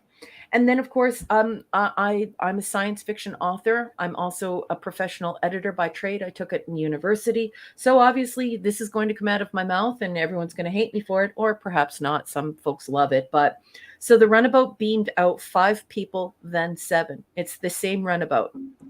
Despite the first part of the trilogy asserting that runabouts cannot be more than 2 people. So we go from 5 to 7, but it's supposed to be 2. So make up your mind. Make sure that if you are a drama writer, that you make sure that you do the necessary research to make it science fiction. Science fiction authors are normally drawn to sciencey ideas, and we take notebooks down and we get all the little sciencey ideas down. And then what we do is we start reading research papers on those sciencey objects or those sciencey ideas, and we find ways of incorporating them into our stories. We make sure we go and we look up medical evidence, and we look up measurements, and we look up distances, and we do these things even if they're not our area of expertise, because that's what science fiction authors do. And it's also why, a lot of science fiction authors stay in school for a long time. They want to be good at what they do. If you're a drama writer, make sure that you're guarding your science if you're going to write science fiction, people. Jarwin Wynn are gross. And this whole thing is political positioning. I did say also, too, one admiral does not decide the withdrawal of the Federation. That would never happen. It's just, that's preposterous, incredulous, and I reject it. So Chakotay's idea here that he gets to just say, no, you're going to withdraw is horse hockey. And this is more political drama. And that's all I have in my notes, boss. Well, Max Redstone for $2. I think this one's for you. So you want to read it? Oh, God, but will be so mad at me. This is Max Redstone's fault. Just plug your ears. They're actually requesting it and paying for it now. Oh, Miles. Oh, Miles. Oh, Miles. I'm just doing 3. That's it. Just doing 3. All right. It's going to cost $5,000 forever to pay her to ever do that again.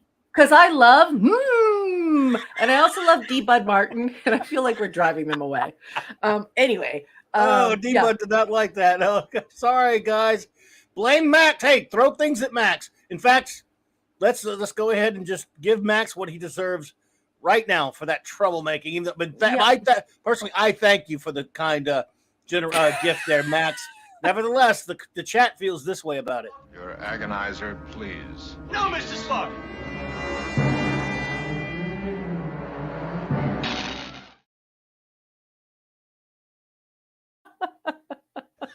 Look at D-Bud gave him the agonizer, the paint sticks, and the agony booth. Oh my goodness. So, what is your? Oh, sorry, that was loud laugh. But Hungry Boy says, if you do it again, Raquel, I'm gonna stop painting. So I'm not doing it again. I'm not doing it. I don't care how much you pay. Okay. So, what is your rating of the circle? It will the circle be unbroken by and by, Lord, by and by? Oh. It is a C plus a Rooney. Okay. Well, I got it at a B minus. I thought it would have some good enough stuff in there, but I hear you. Got you. So, all right, everyone. Now I now ask number one to take the star position for your reviews. Please go ahead and start shooting your ratings and any words you may have.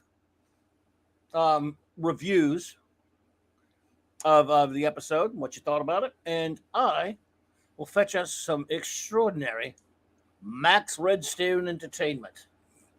The great Max Redstone, of course, who is the maximum master of the limerick, even though he has just been hit with an agonizer. And he is now currently almost getting put in the agony booth. So, Max has a limerick for us. So here we go. The Circle by Max Redstone. All right. Some personal changes are in the works. Lenalis usurping Kira's executive perks. Kidnapping and interrogation. And xenophobic dictation. From a circle who wants to evict the alien jerks. Wow. I like it. Well done, sir. Well done, sir. The great Max Redstone, everybody. Hurry, Maximum Redstone. So, here we go. We'll get started while you're doing that.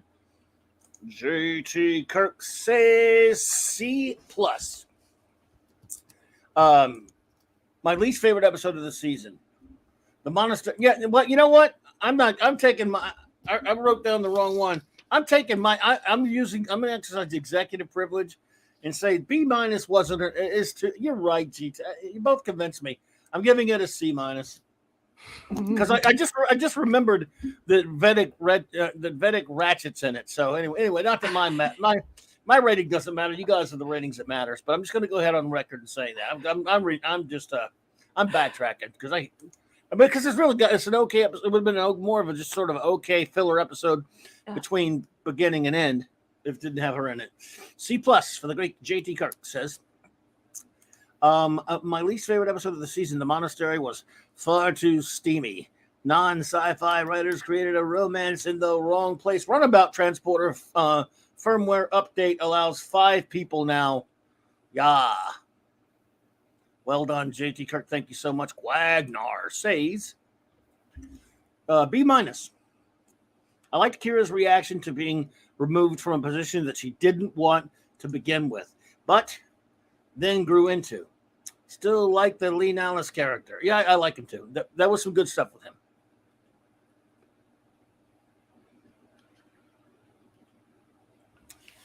Shooter 8323 says a B minus.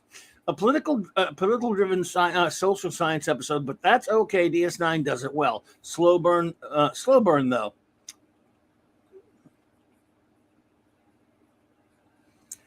We've been told from the first episode Bajor is politically divided. The belief of Bajor for Bajorans is widely held. The circle is a believable consequence of this post-war attitude. That's a good point. Hang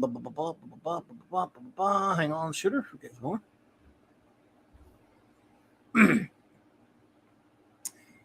I love how Quark warns Odo before fleeing the station.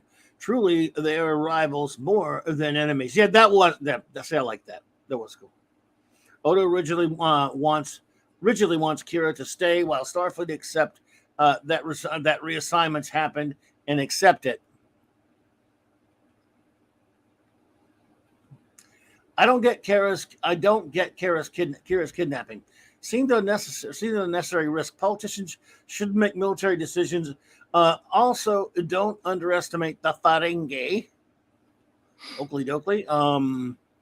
And finally, he says, the meeting between Wynn and Jaro is a mustache twirlingly cliche. Mm-hmm. The villains conspiring in secret. Mwahaha.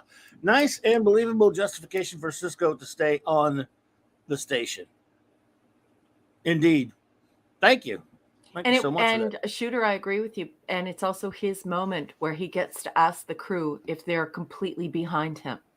And the crew responds wonderfully. They say, "Oh yeah, we're behind you. We're behind you, Commander." So we're building up this. I mean, I never understood why they made him a commander and they didn't just make him a captain, right off the snap.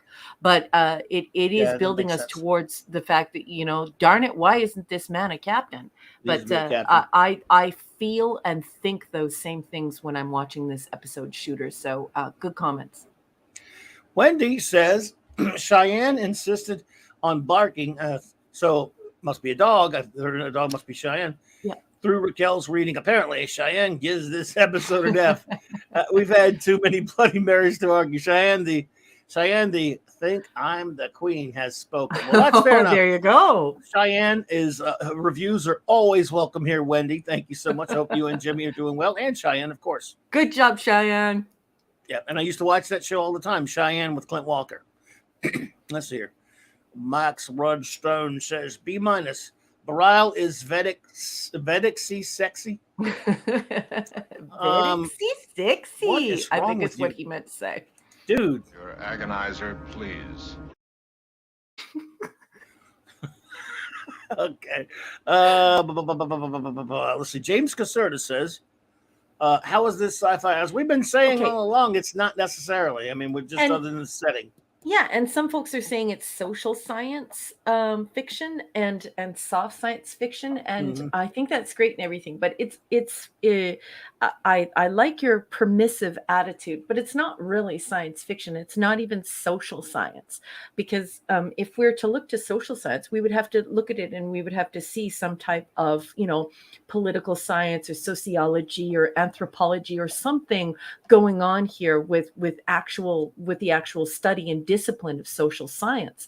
So I don't think it is. I think it's just simply a corporation and writers, especially writers who want to write drama instead of going to all that trouble of writing science fiction. So remember, at its core, so centrifugally, at its core, science fiction was basically started with this idea, with Mary Shelley and Frankenstein, the modern Prometheus. What was going to happen to us further to this mechanization, and what was going to happen to us with electricity? And so, you have Isaac Asimov and all these other really great science fiction authors, Carl Sagan and others, who create this centrifugal force of a science fiction being about our coping with, our imaginings of, and our anxieties surrounding technology, space, and futurism. So if it doesn't have those elements to it and it's going off into other places, just know that it's likely due to the fact that somebody would like to write a drama instead. And when you have folks who are in Hollywood who are writing science fiction, and they're writing it as social science, and they're doing it in a drama, don't be so quick to call it, social science. No. They don't have degrees in social science. Many of them haven't even completed high school. So what ends up happening is you have a writer's room filled with people who likely didn't complete high school. Many of them go off to a big city to discover their dreams, and they're actually writing their social commentary. And so that's not based in anthropology. That's not based in sociology or psychology or any of the disciplines that I've studied as a social scientist. So it's nice to be free and loving and open-hearted towards this. But just remember that it's not just hard science fiction that must be centrifugally linked to these anxieties and ideas and conceptualizations of tech and space and future. It should be all of science fiction, and science fiction deserves that work to be put in. It could be about a medical device. It could be about a technological device that we're developing, or one that you invent, and how it will impact people. But it has to be meaningful. Just running your mouth and having social commentary when you're in a Hollywood writer's room does not social science make. It's certainly not a part of the discipline, which is a bona fide discipline that requires a great deal of education. So I hope you all can respect that. Let's see here. Okie dokie. Okay. Oh, Michael Beacom says A-. Story continues. Frank Langella and Louise Fletcher as plotting conspirators say no more. Okay. I will. Frank, no, I have to say more so I can read this. Frank could just stand there and read the 285 rules of acquisition. I'd be sold. Story was polished. Yeah, and he was always a good actor. He's scary. Yes. Yeah. He's Skeletor. Very scary. Oop, sorry. Number 2. Enough to feel like things were flowing naturally with minimal use of the usual bulldozer blade of plot moving events. Cisco shows he is the right man in the right place at the right time. Compare this with the fractured narratives and logical inconsistencies of late era TNG. So yeah, political intrigue, but it did not feel like the showrunners thought I was stupid for a change. No, stupid for a change. No, gotcha. No, I'm totally with you. It was very well done, very thoughtful for the most part. I mean, as far as its drama, absolutely, and great acting. Pleasant Valley Picker says B+. Cisco losing Kira shows how much their relationship has grown in trust and respect. He really is PO'd as he values her abilities. Characters' relationships are DS9's strength. I agree with that, Pleasant. Absolutely. I love the scene in Kira's quarters as she was preparing to leave the station, and almost everyone shows up, shows concern for support. Yeah, I like that scene a lot too. When Quark came in and saying it was a party, it was hilarious. Yeah, that again, I like character stuff like that. I'm with you there. Kira is lost without her role on the station. Her reflection on her role to be useful is interesting. Scene with Quark and Odo making him deputy made me laugh. Frenemies. Yes, Yeah. I also enjoyed that as well. Again, a lot of great. This episode is full of great character stuff. I agree. Yep. An examination of corrupt leadership in politics and religion and how it disrupts a society from within. Another solid episode. D, I agree. Interesting. The Cardassians try to use internal divisions to regain power over Bashar by turning Bajorans against each other. Hope that was more of a review, not on my game today. Well, you know what? That was a review. You were giving your opinions about the episode, and that was fine. And not only fine, well done. Thank you, Pleasant Valley Picker. We appreciate that. Well done, sir. Or BC, as Raquel says. Thank you so much for another $4.99 super chat to the great Cardinalson. Thank you, buddy. He says, speaking against Raquel, military should know better. Love you, Cardi. Thank you, God. Appreciate Love you, you, sweetheart. Indeedishness. Well, if you would like to, now you've got Jill and ED lined up. Okay. So go for it. I'll switch with you and I'll take a look. I'll take point. Before we get to that, James Caserta said, what's more important, character or concept? And I got to tell you, James, that is definitely that is a very in-depth conversation, and I'm not going to get into it, but I think it's lovely that you've tabled it here, and I can tell you that was one of the questions that Clobby and I talked about behind the scenes that made us become fast friends. I'm a very private person and I don't have very many friends in my circle. And one of the things that got him right into my personal bubble and just made me just totally fall in love with him as a friend, like he's one of the best friends I've ever had.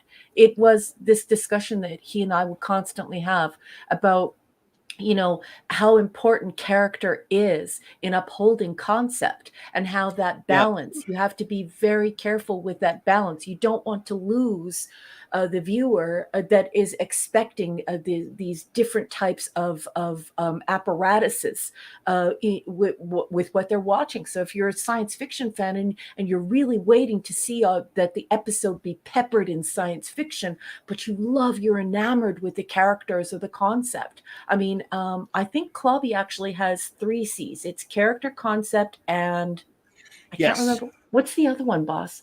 Oh, I know. It could be another. You always say it. One. Now I can't remember. We used to talk about it a lot when we were doing the original series. Because the original series was so perfect, we could talk about it like it was a book. Anyway, I love, James, that you brought that up, because that's basically the start of my friendship with this person, and why he went beyond the internet for me and came into my real life. He's just very intelligent behind the scenes conversations about character, concept, and one more thing. We used to say it all the time. But you know what? I love the question as well. Out of those, with those two, I go 50-50 in a sense, because if I don't care about the characters, then I might go, that's an interesting concept, but that's that. It could be a really nice, a great concept. Go, wow, that is. And then I'm left cold if I don't care about the characters when I'm watching fiction or reading fiction. So that's just me. So not everyone, I guess, agrees with that sort of thing. But there have been some, for example, a couple of movies or films I've seen that are really impressive, that are some are super well liked. You'd be surprised if I name some of them, where I don't like them that much. I'm left cold because I don't really like any of the characters. I gotta really, if I and by the same token, there's some things that shows that if I really love the characters, even in a subpar episode or something, I get something out of it because of the characters. However, when it comes to a show like any Star Trek or things like that, I love, if I'm getting both, I'm happy. So there may be another C there that I don't know why I'm not. But I can't think of it. But if we're just going to boil it down to those two right now, I got to have almost 50-50. But that's just me. Yep. And that's a fascinating question. Anyway. It is. It's such a great question. It's a very bookish question. It's a very academic question, and I love it. I wish we weren't doing, 4 episodes, and we have to keep rolling. Clobby tolerates only a certain amount of digressions, because he's got to manage the show and keep it moving forward. But I just absolutely love that question, and I want you to know that behind the scenes, that's one of his favorite questions as well. I love it. I talk about, when it comes to writing and just as someone, as a viewer, characters, the thing I almost always talk about first when it's shows that aren't based on concept. The difference is a Star Trek, you got to have the concept too. But anyway, you do. I'm going to go over to the Star tab, boss. Sorry for that diversion. That's true, James. You said I do love Bedtime for Bonds. That was my favorite all-time movie. I'm just kidding. Let's start with one of my favorite nerds on the internet, Annie Derivative Jill, INTJ, fellow nerd. She's got a 4-parter here. She's going to go ahead and give this one a B+. Hey, Jill. How's it going, hon? Kira being moved like a pawn to Bajor would have been more frustrating, except for the support from her crewmates, starting with Odo being angry, culminating into an impromptu going away party. Yeah.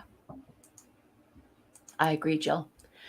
2 of 4. Kira's time in the monastery is very strange, with the prophets encouraging a romance between her and the Vedic for non-linear time reasons, and they always seem nosy in regard with mortals. Yeah, sort of like the Greek gods. And so you're wondering what's happening here. Is Zeus going to have some swan moments? What's going to happen here? Anyway, I'm not going to get into that because it's going to sound really weird.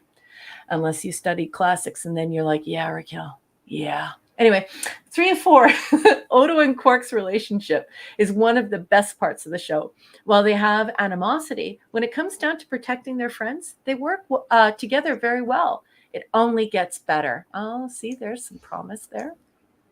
And 404, Cisco not using blackmail impresses the Bajorans. Jaro works in a disgusting, sneaky villain, sneaky villain when promising to help Wynn become Kai for his own designs. Cardassian involvement is a great reveal. It is, isn't it? That Yes, was, that is I good. think, yeah, like that, the idea, the nugget, the little golden nugget in the middle of this was that, and I agree. Yes. Great comment, Jill. Thank you. Gorgeous. Yes. Let's move on to Enigmatic Drop Bear, the erudite bear. He might drop the mic here because, he's got a 5-parter. He gives this episode an A-. He says there was some great dialogue and political exposition in this episode. Of note was Kira's farewell scene. This was brilliantly staged and acted, a truly enjoyable piece of television. Oh, I'm glad you liked it. It's so nice when it's enjoyable. 205. The story presented an interesting interpretation of the Prime Directive. Arrest Cardassia's designs immediately versus a return later. Retake DS9 and liberate the Bajorans. 305. Interestingly, Cisco doesn't seem to advocate for Bajor's freedom. Rather, he seems to argue for the Federation's incumbency. If we withdraw, we'll be giving Bajor and the wormhole back to them. Yeah, he jumps straight to the strategy instead of the people. That's a very good point, my friend. And 4 of 5. There is inherent irony and hypocrisy in Wynn's character. Her apparent dogmatic belief and naked ambition, yes, actually distance her from Bajoran religious values and the prophets themselves. Agreed. And let's go get your number 5. Here it is. Despite the limitations stated in the prior episode, it turns out that the runabout can beam up more than 2 people at once. This is quite the plot hole and an awful piece of continuity. Yeah, it is. Love you, Yes. love you. That was terrific. And I was annoyed by that too, as was revealed in my notes. So terrific review. Love you, Edie. Thank you. Boss, I'm going back over to the live tab. Got you covered. I'm switching. Raymond says a B. I think we're a B minus unless a separator. I never can really tell. But anyway, it's a small B. Inadequate build-up for the conclusion. Vedic Ratchet is becoming less likable, if that's possible. Yeah, I hear you. The Cardassian plot was intriguing. Agreed there, Ray. Raymond, indeed. MMM says B plus. As I also found many decisions maybe it means unrealistic, and yet again, it's not science fiction. But acting was great, and again, it brings some things forward. It's a necessary filler. Necessary filler. Okay. So, I see what you're saying there, and I think that's a great thing to say. Yeah. Indeed. Wolfie says, rating B. Odo can turn into a rat? Yes. Good to know that humanity's oldest companion is still keeping it real in the 24th century, allowing Odo to conceal himself. Yes, they've got rats, I guess, because otherwise it would be, how would he know what a rat is? The Catman, a.k.a. D.D. Myers, says, Globby, I'd give it a solid C. I thought it was pretty good. I thought it was a pretty good episode. I thought the actors and actresses could have done better. Mm-hmm. They did okay with this one. Thank you so much, Catman. I appreciate you. Sandra says, B. Kira didn't realize how much she wanted the positioning, how much she wanted the position until she lost it. Yes, absolutely. But she tucked tail rather than fight. She hated the monastery, but was thrilled seeing the orb and the activity afterwards. Yes, indeed, Sandra. Larry says, the circle gets a C. Fair enough. It's a fair cup. It is, Larry. Chris Person says a C. More drama and political intrigue. However, the subtle use of Minister Jaro Essa and a Vedic Wynn Adami. Oh, that's her name? Okay. As an allegory for Jim and Tammy Baker was interesting and a portent of things to come. I did not think of that. I guess it was. Yeah, I haven't thought about those two in a long time. Lovely, lovely, lovely comments from Great. Chris Persia, as per usual. Great stuff, Chris. Scuba Pizza is C+. What kind of monastery is this? Naked carpentry at 3 p.m.? Would you like to see my orbs? Whoa. Look at the orbs on that one. The Felicianos from King Dolphin TV say, good night, all. Our granddaughters wore us out today, and we have an early morning. Great show. Felicianos from King Dolphin TV. Thank you for being here. Thank you for joining us, and thank you for your participation, your wonderful comments. Have a lovely time with your granddaughters, and have a lovely time tomorrow morning, whatever it is Indeed. you're going to do. Take care, my friends. Have a good one. Thank you for being here. The next Commander says A+ for Frank Langella. Wow, he gets a lot of accolades on this one. Phantom Outsider says for the set of 3 as we got without any credit, Frank Langella, who took the part without credit or payment for his kids were Star Trek fans. He took with no payment? Is that I don't true? know about that. I don't know about that. That would need to be verified. I had a pool tournament to go to, and I had a big night last night, and then I played pool all day. So I didn't get to do any type of readings on this. If you were going to ask anyone that, you would need to ask Michael Beacom, because Michael Beacom has the vetted Erdman and Block text. So if he did not receive payment, I mean, I believe it. I'm not saying I disbelieve. I'm just don't know. Yeah. Well, no, it would be kind of unbelievable, because in order to be on set, you have to sign certain documents. You have to have certain types of insurance. You can't just walk onto a television set, record something, and then walk away. I think it has to be like severely lowered, the fees, or I don't know. I know DeForest Kelly tried to pull I don't need to take any money. I don't know how that works. I just know there's a union and there are rules. And so I would need to read that from a vetted text. Okay, well, the uncredited thing's one thing, but not getting paid, that was the only thing I was questioning. But who knows? Mark D with the C, Chief of Center, says B-. Where you at, dude? Only one? He's like multiples. He's got little to say. He's probably busy somewhere. B-. Another enjoyable episode in the trilogy. Acting and characters are top-notch. Didn't find the Cardassian plan that believable or well thought out. Plus, why would the Federation give up so easily? I hear you. I don't know. I'm kind of with you on that one. Larry has the companion book as well. The companion. Honey, if you feel comfortable and you don't mind just scanning that for his name and seeing if anything like that is reported in the book, I would really appreciate it. Thanks, Larry. Ah, okay. But only if you can, honey. No rush, there's no obligation. If you see something, yeah. Okay, well, there we go. You were ready. Michael Beacom. Oops. I got you. It's okay, boss.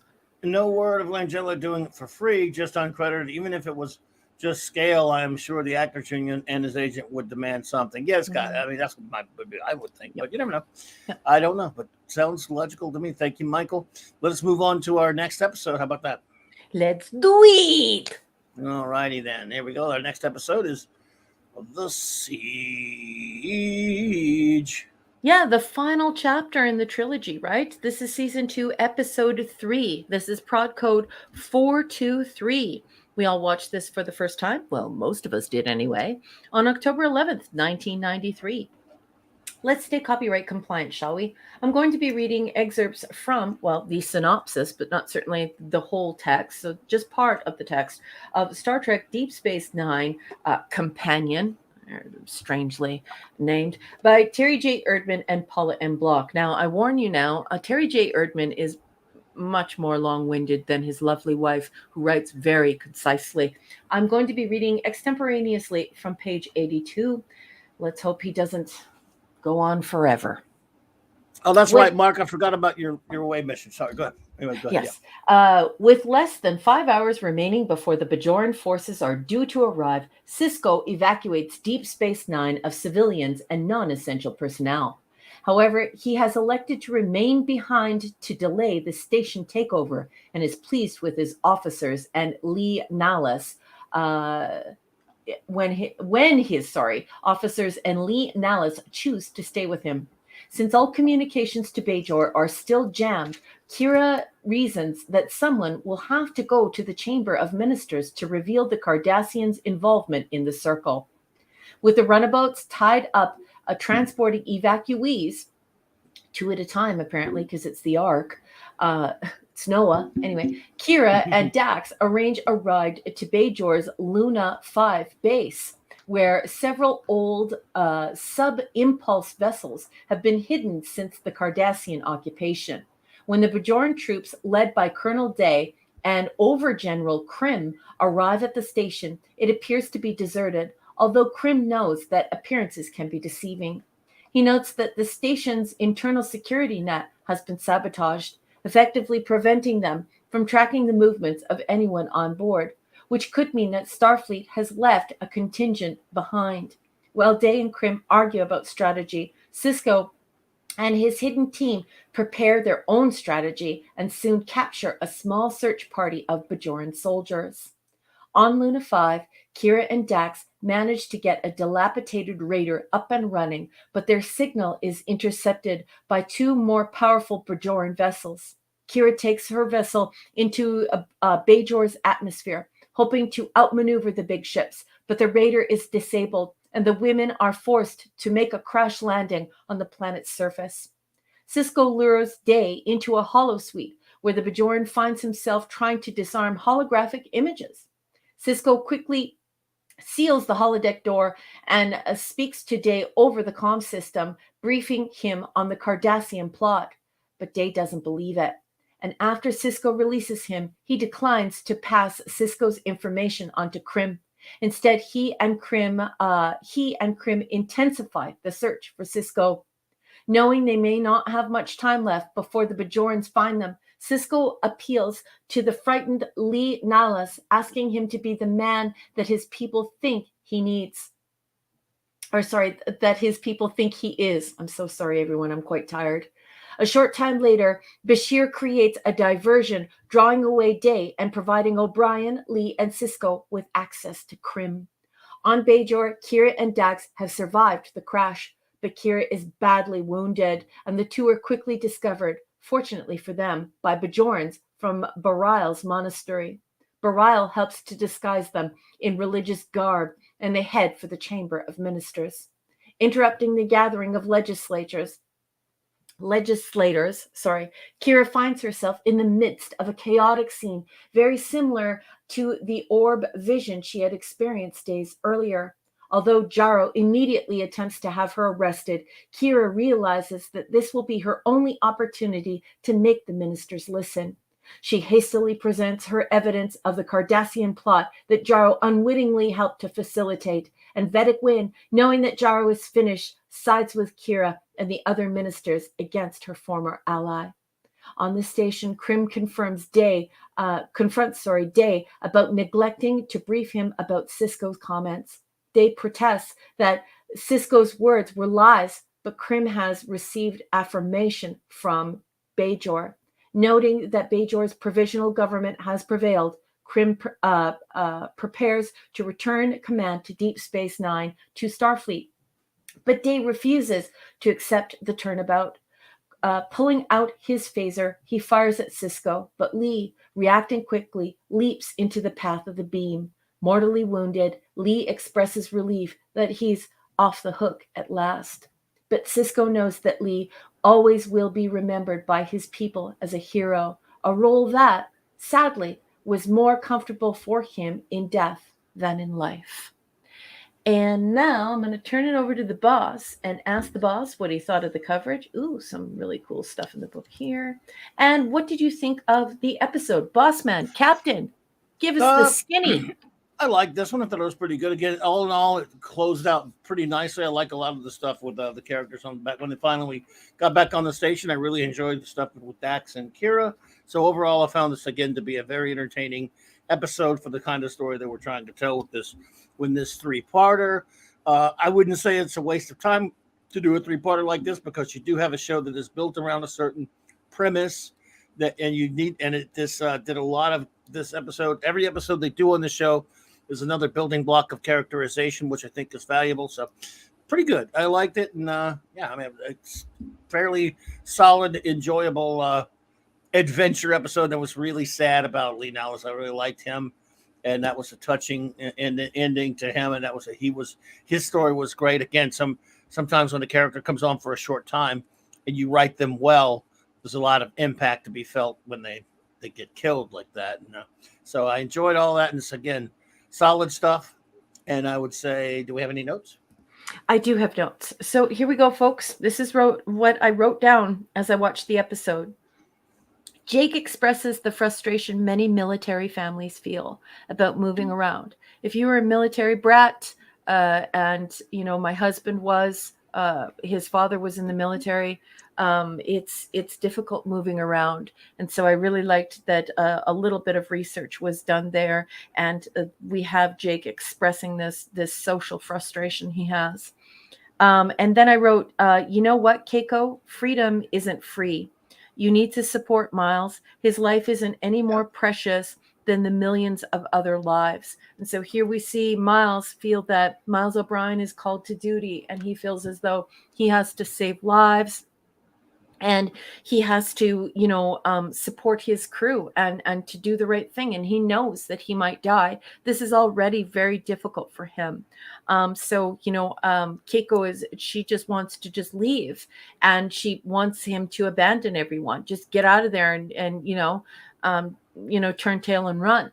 And so I didn't like this. This is another part where Keiko, doesn't rise to the occasion of being a loving wife, or to even understand the responsibility of her husband's job and the responsibility of her husband's character. And I don't mean him character as an actor. That's not what I'm referring to. I'm referring to Miles O'Brien as if he were a real person. He is a man of character. He's a man of integrity. He loves his friends. He loves his family. He's very loyal. He's very good at his job. He's a no-nonsense guy. He's just, he's a stand-up guy, and he wants to be there to do the right thing so that no one gets hurt. And he knows that he is more capable than anyone else of being a part of that attaché to Cisco to make sure that this is successful. So I just thought that it was bizarre that she started fighting with him, telling him that they should leave, because, that's not quite as easy a conversation as the writers made it there, and I didn't like it. And then I wrote Quark over books. Big surprise. Then Jadzia hates bugs. Paklakuz. So cool. Giant spiders. I thought they were a little goofy looking. They looked a little bit like something from the Dark Crystal. I was expecting, some type of more puppetry happening there. More political maneuvering that offers commentary on theocracy and the separation of church and state. But it's not done to a good sociological effect, to a good social science effect. It's just briefly touched upon and then left alone. O'Brien loves combat rations. This is an amusing addition. This enhances our idea of him not, being this military guy who is willing to get in there and get it done, and making personal sacrifices. So it's not just that he'll sacrifice his family and he'll sacrifice himself, but he'll even sacrifice his happiness. What a wonderful person O'Brien is. And what a shame that we have to find this out through how crappy his wife is. I wish Kira didn't use her human and earth idioms all the time. It's quite annoying, fly by the seat of your pants. This is an opportunity. Now, this is very important here. So I'm writing this towards people who are authors themselves and people who are editors themselves. I wanted to draw this to the public's attention. In cases like this is an opportunity for a writer to create Bajoran lore, to create Bajoran culture. And here we have a total missed opportunity. So instead of, fly by the seat of your pants, you could have said something like, I don't know, like how do you say wing it? You could name a Bajoran bird that has to take several times at fledging or something like that, and Right. then that creates a query, and then you create culture. And so this is what That works. Yeah, I good understand. authors do, right? They take these opportunities, and here we see it squandered. Good So, point. ball dropped, foul ball. Mm. So, and then we have some pew pew. We have some war games. And that's a little fun. And then when we're in those ships with no neck support, I thought that was really strange. If you've ever encountered G-force, you need neck support. I thought that was weird. Bashir is finally acting cool in this episode. I mean, it's fleeting. He goes right back to being a nincompoop. But at least in this episode, he's acting cool and respectable. He's quite likable. I like the way that they wrote him in this episode. I love the way that he takes charge. He orders Quark around, and he acts very confident in executing this sabotage. And Wynn becomes a complex villain where we see a little movement toward her caring more for her people than perhaps her ambition. And don't mistake me here, because she's 1,000,000% for her ambition. If her ambition is 1,000,000%, 0.002% would be her love for her people. But the presentation of it is there. And so we see that she may have limits. And then I wrote, there is no science fiction for 3 episodes. This is all politics and religion. And it's commentary. It's just Hollywood commentary on politics and religion. True. There's no science fiction here. And that's all I wrote, boss.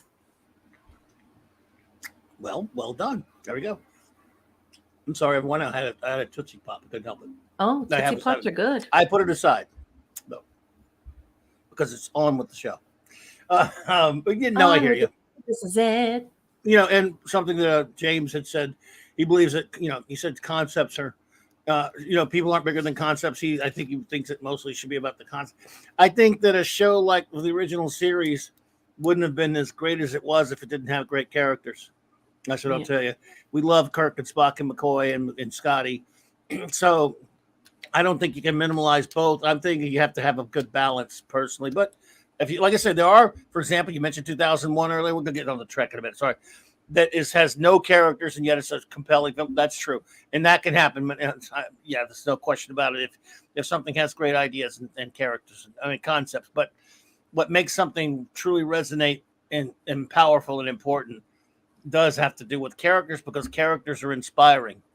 That's why I think characters are as important as concepts. And that's why we love the original series characters and the characters on DS9. But I understand where you're coming from, James, and it is an interesting concept. I'm gonna interrupt for 2 wags of a dog's tail here, because I just want to make some things clear to the chat. The inertial dampeners were not working in that rickety old thing that Kira and Dax were flying. Their necks clearly go back, and even if you had inertial dampeners, it's very important that ships be designed as though an actual engineer designed them, not somebody who writes dramas for a living. And it's important to have those people working on set to make those things come alive and make them believable. And so that wasn't believable. Part of science fiction is making sure you have someone around who's going to make sure that the engineering is correct, right? And evidently they don't have that on this show to the degree that they had in TNG and TOS. And I was going to make a suggestion to you, boss. I was going to ask you, since we have some response to this in the chat, if you wouldn't mind taking a second, if it's not too much trouble, to maybe do a poll where you could ask, what is more important to the audience? Is it character or is it concept? Are you more attracted to caring about something because it's science fiction and all of its trappings, or are you willing to forego the things you expect from your genre if the characters are super strong? What do you think of that? Is that a good poll, boss? I guess I'd have to go. It'll take me a second with what we're doing, and it takes a second to put that poll up there. I don't know. I have to. Well, if it's too much trouble, don't worry about it. But maybe we could just query the chat? I mean, yeah, I guess we're kind of running behind. I mean, but if you want to, I mean, let me see if I can get it up. Hey, guys, we're not going to read it. And we're not going to show it, but go ahead and throw it up. Just put it up there. I'm trying to figure out how you want me to phrase the question. I gotta. Don't worry about it, boss. No. How do you want to phrase it? If you have feelings about this, where it's character or it's concept, just put concept or character or both. And look at this. Everyone's doing it. Thank you, everyone. You're saving my boss a whole bunch of unnecessary work. I'm doing the poll. What is more important, in your opinion? More important, concept or character? I mean, if that's what you want to do. I mean. Yeah. Well, I think everybody in the chat does. They were throwing up all their answers, and they were all discussing it. I'll let them vote on it. Oh, I love you guys. Thank you. Oh, enigmatic drop bear. They are symbiotic. Wow. That's what I thought. Lovely. Hang on. Like I said, I wouldn't be as big a Star Trek fan as I am. That's right. If I didn't love the characters, even though the ideas are fantastic. Yep. Without the characters,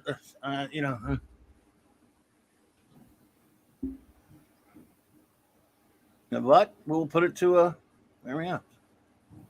Love you guys. Thank you so much. We'll check it later. All right. Let's see what we're doing.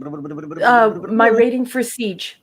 Oh yeah. Oh okay. Yes. What is your rating for the Siege? My rating for the Siege is B-, boss. B-. I forgot to let me check. I got it at a B. So we're closer. And let's see. Now, when we do our review, by the way, everyone, so here's one thing I want to do, if you could. Rate the episode individually, and I'm doing it as a B. And then if you want to rate the trilogy, you don't have to. A special rating for the trilogy, I'm giving the trilogy a B+. I don't know what you think of that, but I'm going to go ahead and give the trilogy a B-. Okay. So everyone, if you don't have to, but if you want to tack on an extra review for the trilogy, feel free. Again, it's just option, just a thing. So anyway, go ahead and with your reviews now, and I will fetch us some Max Redstone Entertainment. You heard the boss. Get those ratings up, folks. Get those ratings up. I'm ready to star them and get them ready and put them in the folder for the boss. So go ahead and put them up. Okay, Fire at will. Fire at will. Fire at will. Fire at will. The Siege by Mac Redstone. Here we go. Cisco must leave with his crew. Are they victims of a Bajoran coup? Circular hysteria with guns from Cardassia. Vedix, Dax, and Kira will tell you what's true. Well done, Max. Dun, dun, dun, dun. Maximum Redstone. Maximum Redstone is spoken. All righty then. Let me start. Go over to the starters. Okay, here we go. Let's see. Larry says I'll B, and a B for the trilogy as well. Thank you, Larry. That's, like I say, it's optional, but if you want to comment on the trilogy, please feel free. Gwagnar says C. Unfortunately, they stumbled at the finish line. The Bajorans taking the station by force plot did not work for me. I wish they would have kept Lee Nallis around as a recurring character. I'm with you there. I thought that was a shame that they killed him. I was kind of trite. I hear you, Gwag. I'm kind of with you on that one. I like that, Gwag. Wendy says B+. Most important, Cheyenne didn't bark. Well, that's good. We like this episode. My son was a military brat. A post 9/11 wasn't an easy life for him. Yeah. He learned to understand that me fulfilling my duty was important. Yeah. But excellent. Thank you so much. Great comments, Wendy. And thank you for sharing a piece of your life with us. That's so important. I love these anecdotes. And I love these great stories that you share. It's incredible that you would do that in public, and I appreciate it so much. JC Kirk says 8.5 of Bashir's emergency ration chocolate bars out of 10. The sneaky action scenes are great at showing the size of the station and how difficult it would be to have total security. And Bajoran security was so inept at stopping Cisco and crew, it's a wonder they ever kicked out the bloody Cardinals. It's true. The Bajoran fighters seemed like an idea for a toy. Yeah. Trilogy score B. Ooh, love it, Thank JT. you, thank you. Let's see here. Shooter says Cisco shows his frustration when he grabs Quark by the neck. Yep, not a man to piss off during an emergency. That was great. I love that scene. Mm-hmm. Rob betrays Quark for a Dabo girl. Good on you, Rob. That was funny. Right, Shooter. Oh God, hang on. See another one for Shooter. How naive of the Bajoran military. The Federation never tucks tail and runs. It'll leave out of respect, but never fear. We need to see more palkus. Yeah, Palkus. They're kind of cute. they are. Hang on, Shooter.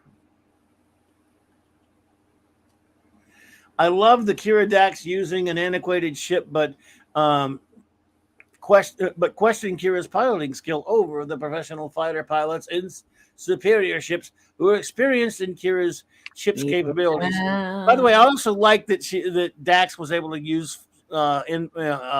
knowledge from a former host. I thought that was cool. Yeah. I like that. Tobin. The tale of Lee Nallis. Don't try to be a great man, just be a man. Kind of fits. His ultimate sacrifice shows he was every bit the hero he was held up to be. Oh, what a beautiful thing to say. Agreed. I really like the character and his story. That was my favorite thing of this whole three-parter, I think. A lot happened in these episodes. They felt like a season finale. I think it was more like a season finale than opening. Yeah, true. Good point. Despite being long and complicated, it was reasonably well placed and interesting. Lee's death, however, felt forced. I tend to agree. Also, Michael Beacom is going to give us some extra information that he was able to get out of the companion on that. So sit tight, Shooter, because there's a really cool comment coming from Michael Beacom, which is vetted. Okay. Also, who would run into a running holosuite? Poor decision by the Bajoran military and a lucky win for Cisco. Mm-hmm. You see, isn't it funny how you can tell that Shooter is an actual science fiction fan because it's not nitpicky when you're looking for science and you're waiting for those scientific ends to be tied up and they aren't. And so it sort of leaves you thirsty and then you're not sated. So I love it when people like Shooter come along and say, no, I'm a science fiction fan. I noticed all of this stuff and it's not good. So love the comment, Shooter. Indeed. Thank you, Shooter, so much for that. James Caserta says C-. Thank you, James. Appreciate it. I'm glad you're here, by the way. You always pose interesting questions, and thank you. The Catman, a.k.a. D.D. Meyer, says Trilogy is a B. Got you covered. Wolfie says rating B+. Is this Star Trek's first contiguous TV three-parter? That probably so. I think that would be yes. The answer, yes. Yep. Love using the tricorder as the sensors for the Bajoran fighter. Not the first three-parter, but as far as contiguous in a season, yes. Pleasant Valley Picker says, for me the weakest of the three. Would the Federation really abandon the station so quickly without attempting to negotiate with the Bajorans to remain? May I please interject? I'm so sorry for interrupting you while you're talking, but our great friend, D. Bud Martin, he has to get up really early tomorrow morning, so he says he has to bow out.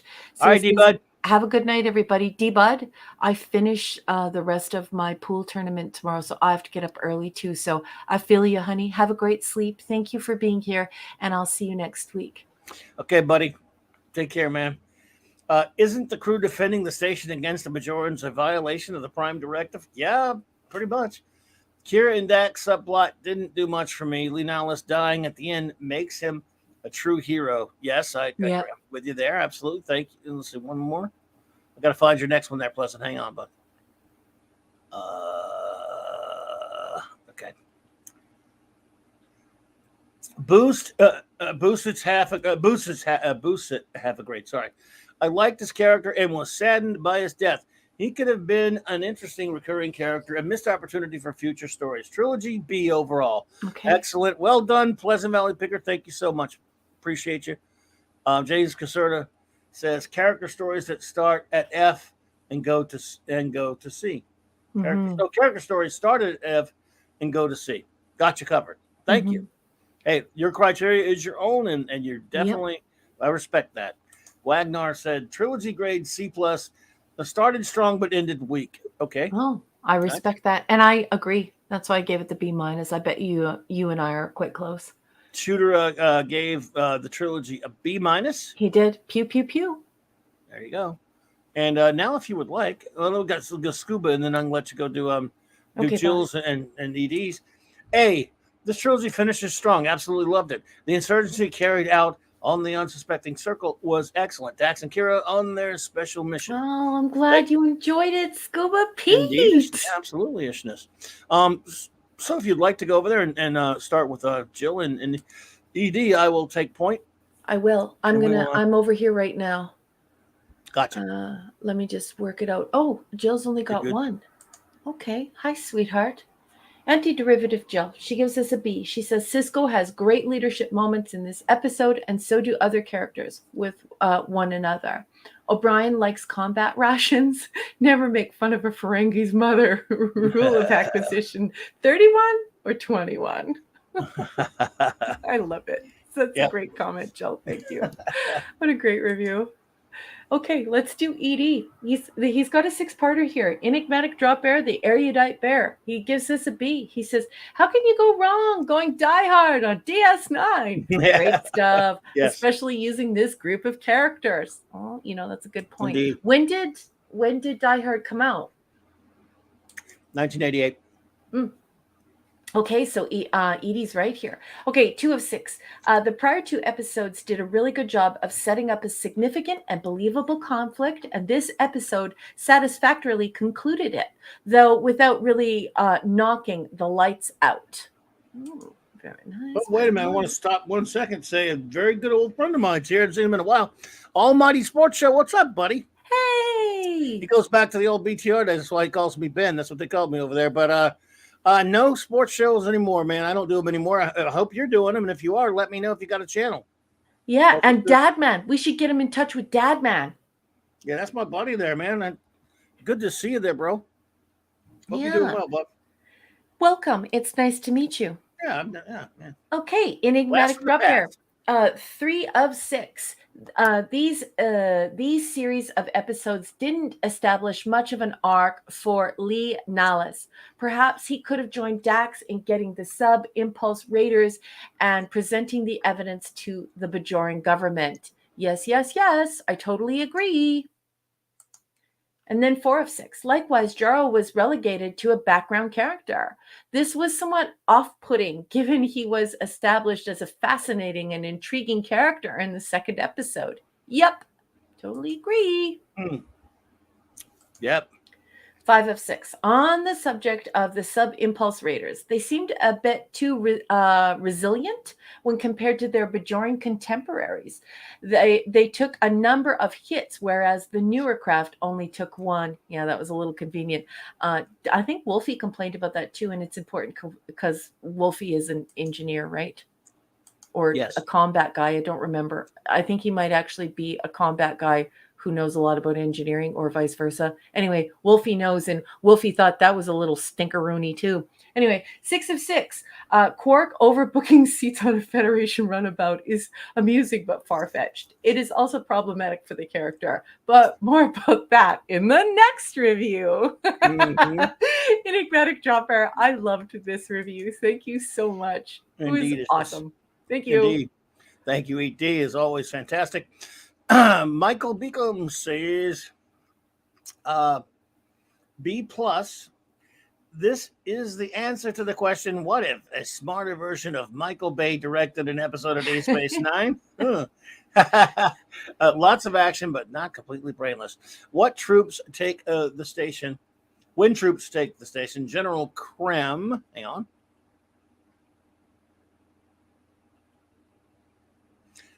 knows they are there. And he is a real incredible threat. Major Kira and Jadzia in the old fighter was a hoot. Thought expect. I think they'll expected them to high five at some point. Yeah, you can see Kira as a capable fighter. Yes, she is. Um, in the end, we see Cisco has played a long game and is emerging as a force to be dealt with. I can forgive the public truth revelation ending and Linalis martyrdom. Time to wrap it up. Overall, A minus. Oh, Thank I'm you so much. glad you enjoyed it, Michael. Yes, indeed. And then he says something here. Let's see. Wagner. Oh, Wagner. Ira Bear in the companion also says that killing Linalis was a mistake, and then we're searching for his replacement several seasons later. Thank you. You know I love this stuff, the vetted stuff. I love, love, love it. Thank you so much, Michael. He also had some. Michael Beacom had some more stuff where it says companion page 83. Page 83. Ironically, though, it was Pillar who wrote The Siege. The decision was ultimately made by Burr. Oh, to kill him off? I guess so. Yep. Both Peter Allen Fields and Pillar would have liked to see the character survive and possibly return in future episodes. Me too. It seemed to me like killing him. What a waste. Was just would just send us back to square one, states Fields. Mm-hmm. Why go through 3 episodes with the guy and then let him die? You're back as if he'd never been around. Yep. I'm totally with you. I did not like that.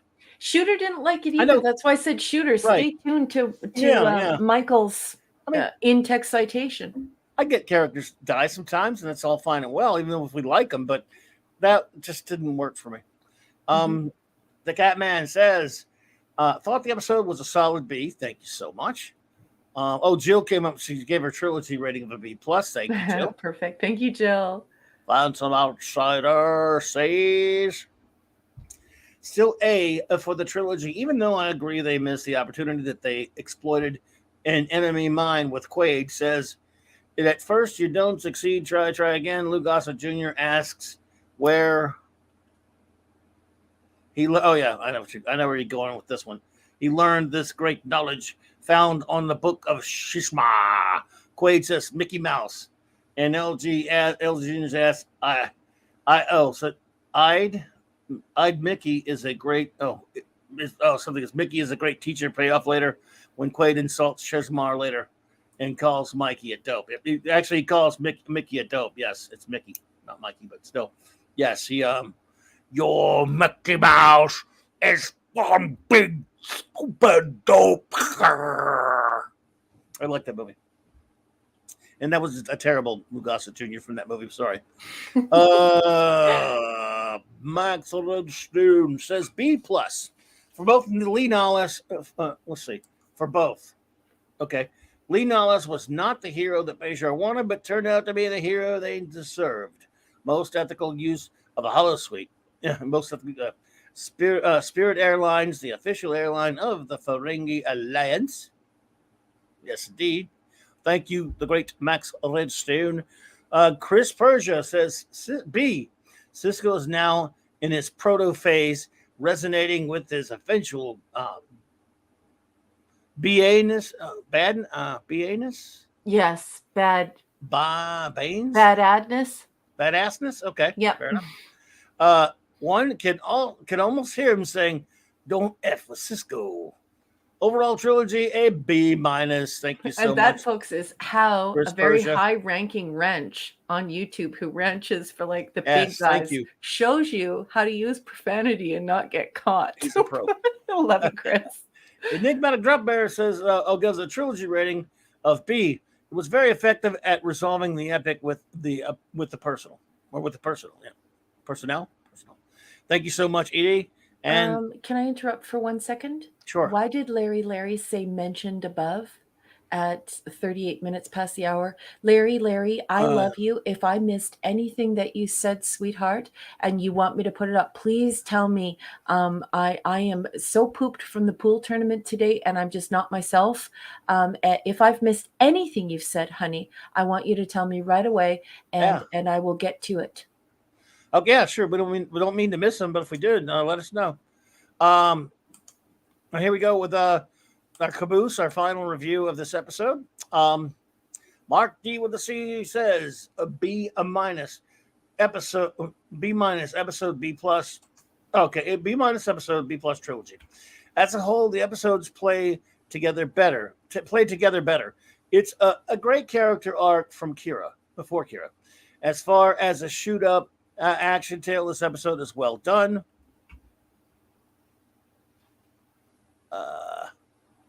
But I find it nuts that the Federation would cut and run so quickly. The Bajoran ships seem like toys. The budget must have been very tight for those scenes. Yeah. Mm-hmm. Yeah. Plus, wouldn't they have been shot down immediately? Why didn't Another Jaro engineer. shoot Kira and Dax, I think he means, when they entered the chamber with evidence? I don't know.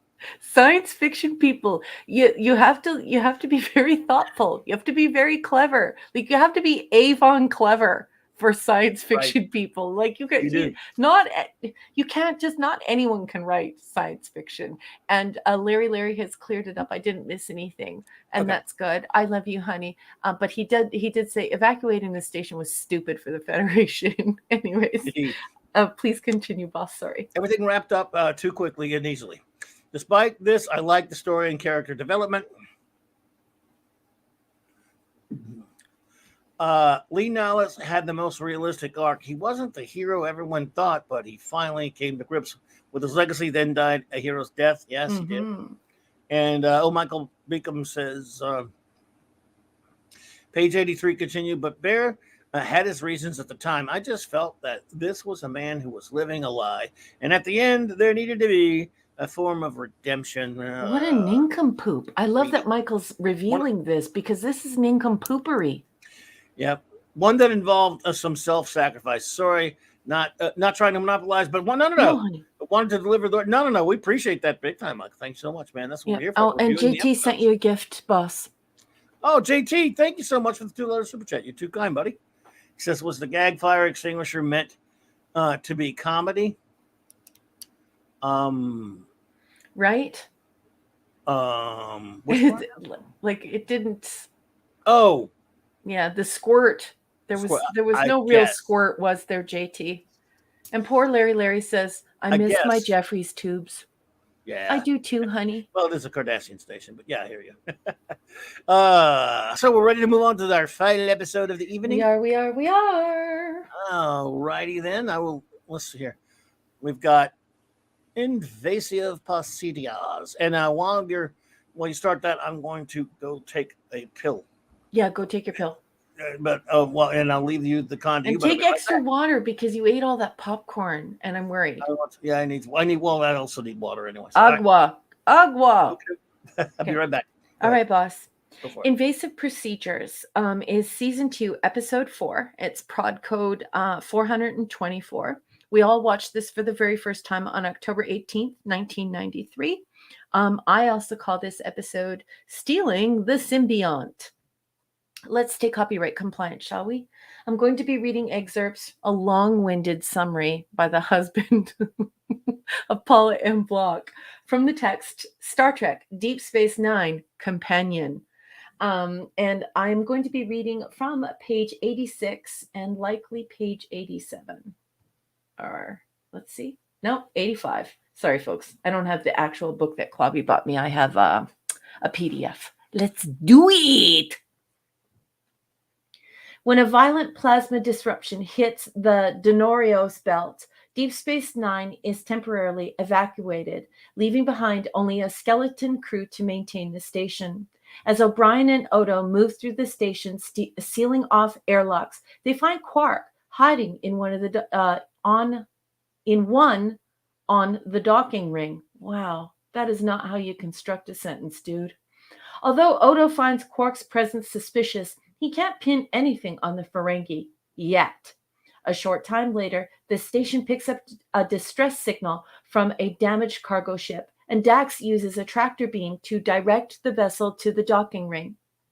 Odo and O'Brien offer assistance to the crew, a humanoid female named Mariel.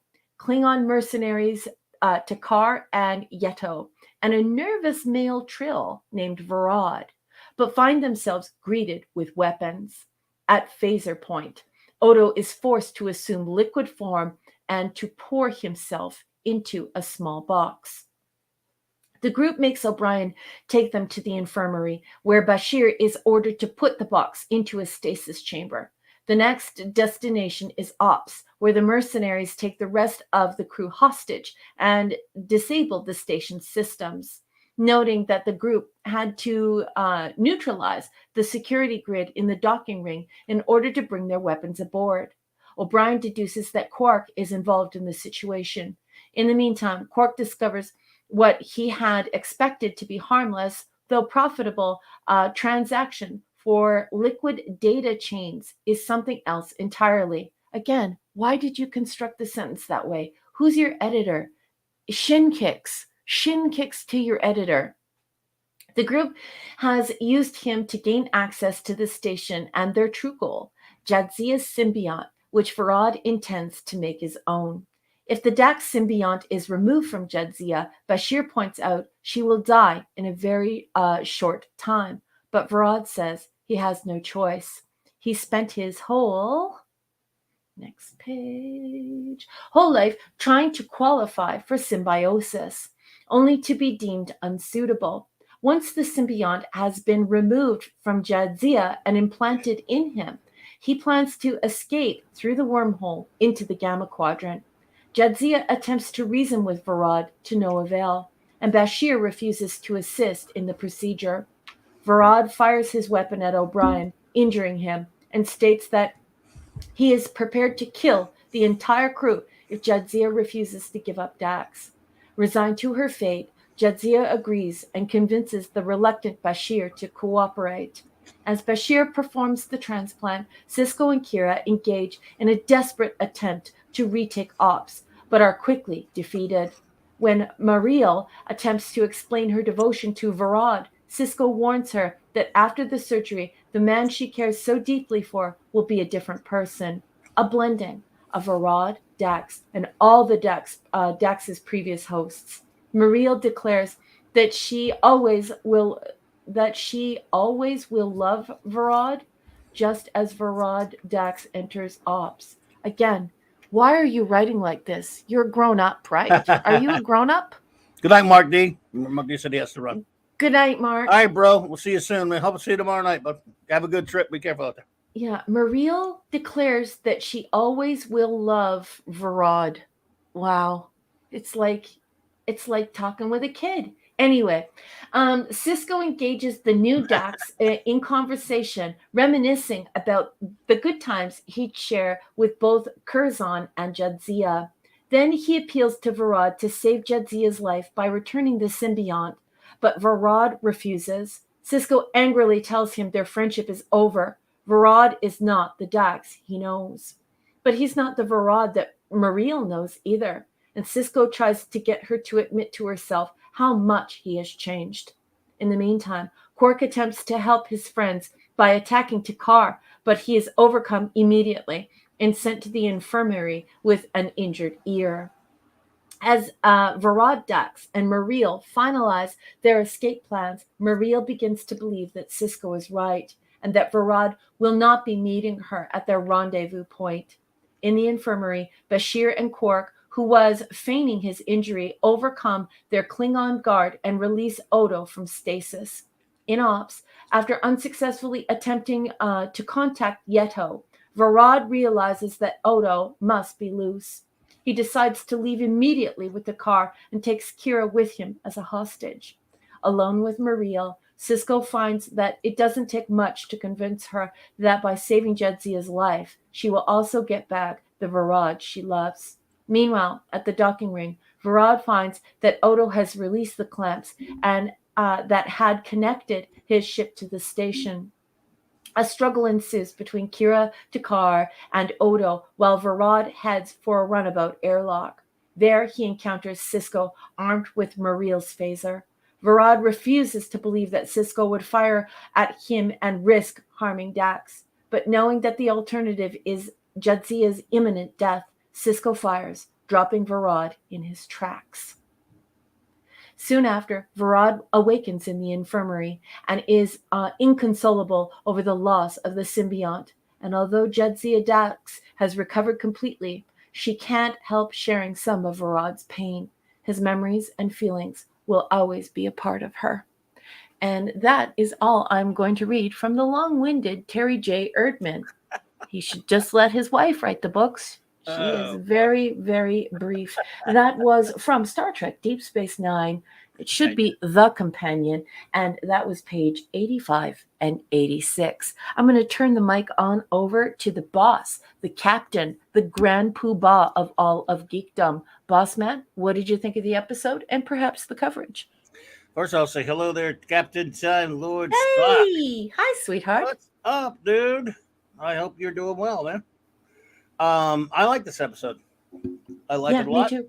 I think and again, I think it's very compelling. I think it's an excellent, and this is science fiction because it is dealing with the Trill and the symbiote, and it's dealing with what it's like for these people, these Trill, when a symbiote is, and when they are joined, if you will. But it also has that. Hey, we were talking. It's kind of interesting, as James was talking about some of this stuff with, what's, character, concept. Well, it's in this episode, it's even-handed. It's both. It's very balanced in it because it's got a lot of great character moments and stuff, especially between Cisco and the new Dax.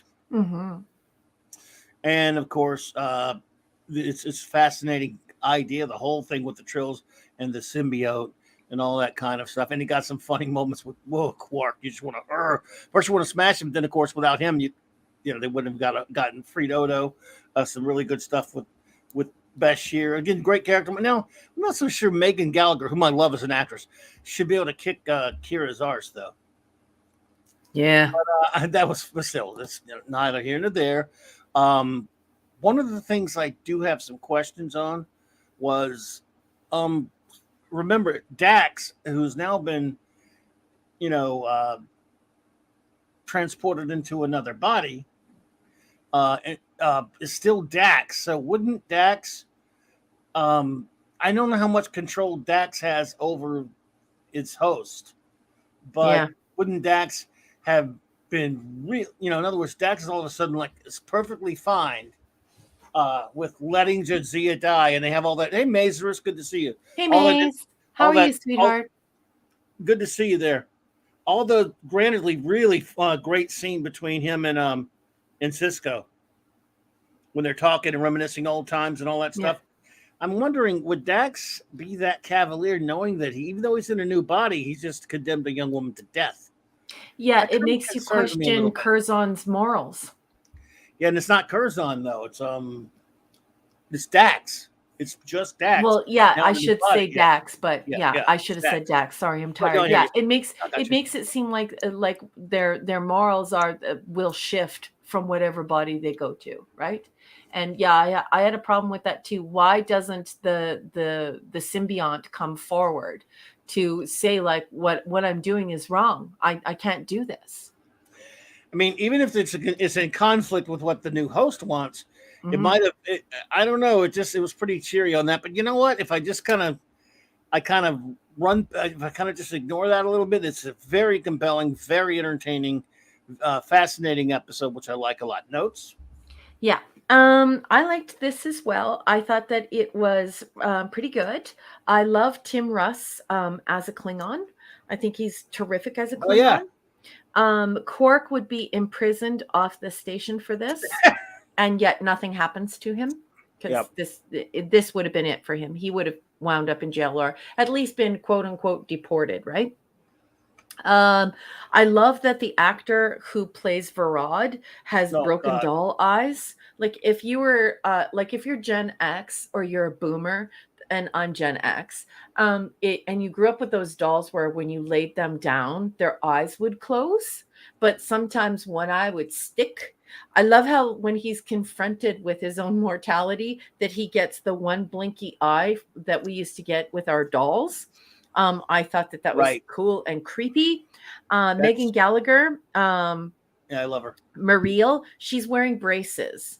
And so I thought everyone, she's wearing the clear braces. So I thought everyone would love that because of our running joke about Dolly had braces. So Megan Gallagher is wearing clear braces in this episode. This is a cool alien / hostage story. And then I wrote in my notes, it's really nice to be back on the science fiction. So I enjoyed it. It was good to get back to science fiction again and start dealing with this alien life form. What happens to us when we go out into space. And gosh darn it, we meet some crazy aliens and look at what they do. But yeah, I also didn't like the fact that the symbiont or the Dax creature that inhabits these bodies, that it just seemed to not have any influence whatsoever and didn't mind that Jadzia was going to be killed. So I didn't like that. But that's why I reduced the grade slightly. Otherwise, it actually would have received a better grade from me. I can see that. Yes. And then, by the way, I forgot. I was totally remiss if I don't say how much I've always loved the actor John Glover. I think he's brilliant. That man is fantastic at everything he is, and he is absolutely brilliant in this episode. Yep. I love Megan Gallagher. I've always liked her and stuff. But and yeah, Tim Russ. I didn't even think about it. I'm like, that's Tim Russ. Yeah, but yeah, he was of course good. But yeah, you're right about the Quark thing. I guess he should be in jail, although I don't know what they just that's the kind of crap they do on TV sometimes. They just ignore stuff. True, he did get Odo out. But yeah, John Glover, terrific. Also, some really haunting, fascinating bits at the end when, earlier on, like when Jadzia tells Bashir how she feels so alone. I mean, that's pretty haunting stuff. And then when he loses the symbiote, apparently, if you've only had the symbiote for a short time, you're not going to die a few hours later, as she was. Yeah, I don't know how that works. Yeah, but I'm not if that's a hole. I don't know, or if it's just maybe he didn't have it long enough. I don't know. I don't know. It's a hole in the bottom of the sea. There's a hole. There's a hole. There's a hole in the bottom of the sea. Yeah. But his reaction at the end is definitely very tragic and poignant. And so, yeah, but Glover is fantastic. And so that on strength of him, I forgive some of that stuff. And what is your rating, by the way? So I give this one a B+. I didn't like the stuff with the Dax. The symbiont. I think there are a lot of questions around that. But still, I gave it a B+ because it's really nice to be back discussing science fiction and this crazy, wonderful, cool idea that, we're going to meet aliens and what will happen. And just, yeah, we're back on science fiction, and you know how I feel. I love science fiction, even soft science fiction. And this is terrific, and it's lots of fun for me. B+, B+. Indeed. Well, there we go. And I give it an A- because I liked it that much. I'm willing to forgive some things. And the Glover stuff is terrific. The Dax thing I'm concerned about, but I'll chalk that up to the host. Yep. Overpowering him, I don't know, but it has problems, but I liked it. But anyway, okay, my friends, I will now ask you to give us your ratings and any words you may have on the episode known as Invasive Procedures. And while number one is collecting those, I will. The boss has given the word. Go ahead. Do it. Some Max Redstone entertainment. Maximum Redstone. Indeed here. So here we have Invasive Procedures by Max Redstone. Okay. A plasma storm has DS9 churned. Comes a Trill initiate who feels he was burned. The Rod, the miscreant, wants the Dax symbiote. But the thief is the one who will be burned. That is top notch, Max. Nicely Good done. stuff, Always Max. Well done, Maxer. Well done indeed, sir. Take a bow. All right. So, but here we go. Gwagnar. Hang on a second. Wagner says, grade B. I think this should have taken place later in the season as 2 station evacuations in a row was a little. Yeah, that was. That's a great point. I always noted that. Yes, I always thought that was kind of strange. Gwagnar, good one. I'm glad someone brought it up because I forgot all about it. Yeah, me too. It could have been interesting to have Varad Dax continue as an antagonist for Cisco instead of resolving it the same episode. But cannot comment further on this. Yeah, but we'd have lost that Jadzia though, so I wouldn't want to do that. And that woman is gorgeous. And not only that, she's a great actress. You know, I love Nana Visitor, but when Nana Visitor gets knocked out, it's like, oh, look, she's pretending she's being knocked out. When Terry Farrell loses consciousness, you're like, oh my God, Dax is hurt. You know, like Jadzia, she's sick. You know, like I just really love Terry Farrell. Not only is she really easy on the eyes, she's absolutely stunningly gorgeous. But I think she's a great actress. I think she's charming. I love her big time. James Caserta says B+, A-. Agreed. Thank you, James Caserta. And our good buddy Michael Beacom says D-. He did not like this one.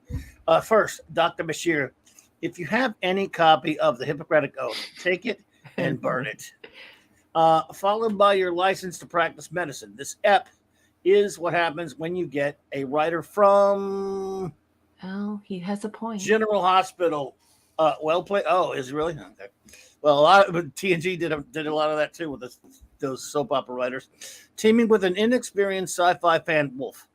My objections are numerous, but highlights. Number one, you came to inflict a rapacious surgery on, but didn't bring a doctor. Yeah. Well, boosh. And he's like, I didn't get a notification. Boosh McFadden? Yeah, boosh. I'm sorry. I don't know. I can't explain it. But wow. Well, okay. We have another. I thought I only had two from Michael, but there's a third one. Oh no, I'm sorry, Michael. Okay, here we go. Michael's third one. Convenient. You could bully Bashir into it. Okay, yeah. What if he refused? Well, they did say he was going to kill everybody. So I mean, he was going to have everyone killed, and Cisco ordered him to do it. Remember, a space station designed to stop Bashoran worker uprisings has no automated anti-personnel security. They had a lot of problems with that Cardassian station and bugs with it, so I don't know about that one. Dax seems okay with it. Well, she doesn't want everyone to get killed on account of her, but I hear you. Let's see. I think you got another one, Michael. Hang on, I'm going to find it. Oh. Well, was that 3? Did I miss one of his? Nope, I don't think so. Should be there. Oh, I shouldn't unstar him until I'm sure. Yeah, it's okay. Let me go find him. I got a 5 here. You got his 5 of 5. Okay, let me go get the other one. Was that 4? Was there a 4? It's okay, honey. Let me go see. If you could just check. No, there is no 4. His 4 got zapped. There's no 4 got zapped, Michael. Yeah, and you can see them at the same time on the screen together. So, like, you can see 5 of 5 and 3 of 5 together on the same screen. So that's how I know that 4 got zapped. It could be algorithm things, Michael. If you want to rephrase 4 or whatever, I'll just read your 5, and you feel free to put that back up there. I'm sorry, I don't know what to do. Poor Michael accidentally made the algorithm people angry. I know he didn't mean it. No, it says Dax like Spock's. Well, yeah, because I don't know what he said before, but we'll just go with it anyway. Dax like Spock's brain and all is well. Like hell, the writers wink at us so we know Jadzia is not in real danger, but that's just a cop out for bad writing. This would have indelible consequences. I got you. Oh, valid stuff. I think Michael reposted it. It's at 4 minutes after. I just started, and now it's up inside of your tab. His 4 of 5 is there. Okay, Michael, thank you. Well, they're out of order. Sorry about that. We'll get that one anyway, though. After all, it isn't going to die. Just the host, right? Just the host. That's right. Brad Dax is like, sorry about murdering Jadzia, Benjamin. Are we still on for tea? I have a huge objections to Bashir, but yeah, Bashir restores, Dax like Spock's brain type thing that he mentioned. Sorry, I got him backwards. Although Cisco said our friendship is over, so it's not like he just approved of it. He was sitting there reminiscing with him to try to talk him, so he could, try to reach Dax to tell him, you got to do something about this. So I think I don't know, Cisco, but this conversation tonight is just outstanding. Everybody has brought their A game to this discussion oh yeah, tonight. This is such a great way to take apart this episode, to dissect it, and to talk about the stuff we loved and hated. You guys are doing such a oh good yeah, job. absolutely. Oh, fantastic. Shooter says B. Exploring more of the Trill symbiote biology and culture. It is an interesting play of social dynamics and relationship shifts when Vrod joins with Dax. I think Glover sells that so well, by the way. Why have your senior staff, most valuable staff, hold the station during such a scenario? One senior, probably O'Brien, commanding the skeleton crew, would be more believable. Mm-hmm. Some great comments. Such great conversation tonight. Yep. Again, Quark shines in this episode when trying to make some Latinum goes awry, and he steps out of character and shows some bravery in fixing his mistake. Yes. And as Raquel pointed out, thank you, by the way, Shooter, pointed out, he got away with it. Mm-hmm. Find some outsider, says B. It's not Curzon or Dax. It was the new host and his lack of empathy as proof of his unsuitability. The fact that Jadzia felt bad for him shows empathy is a major requirement for joining. That's a good point, Phantom Outsider. Yeah, Phantom Outsider has raised an excellent point. Are they trying to lead us to believe that the Dax, the symbiont, can be led in that way? And if so, perhaps they should have fleshed that out and made it more clear. Yeah, I would want it a little more clear. That's I would a great like point, the fact to have Fanty. been they should have made more of that clear. But Yep. that is extrapolated by Fandy, and well done. Mm-hmm. Since the Dax can act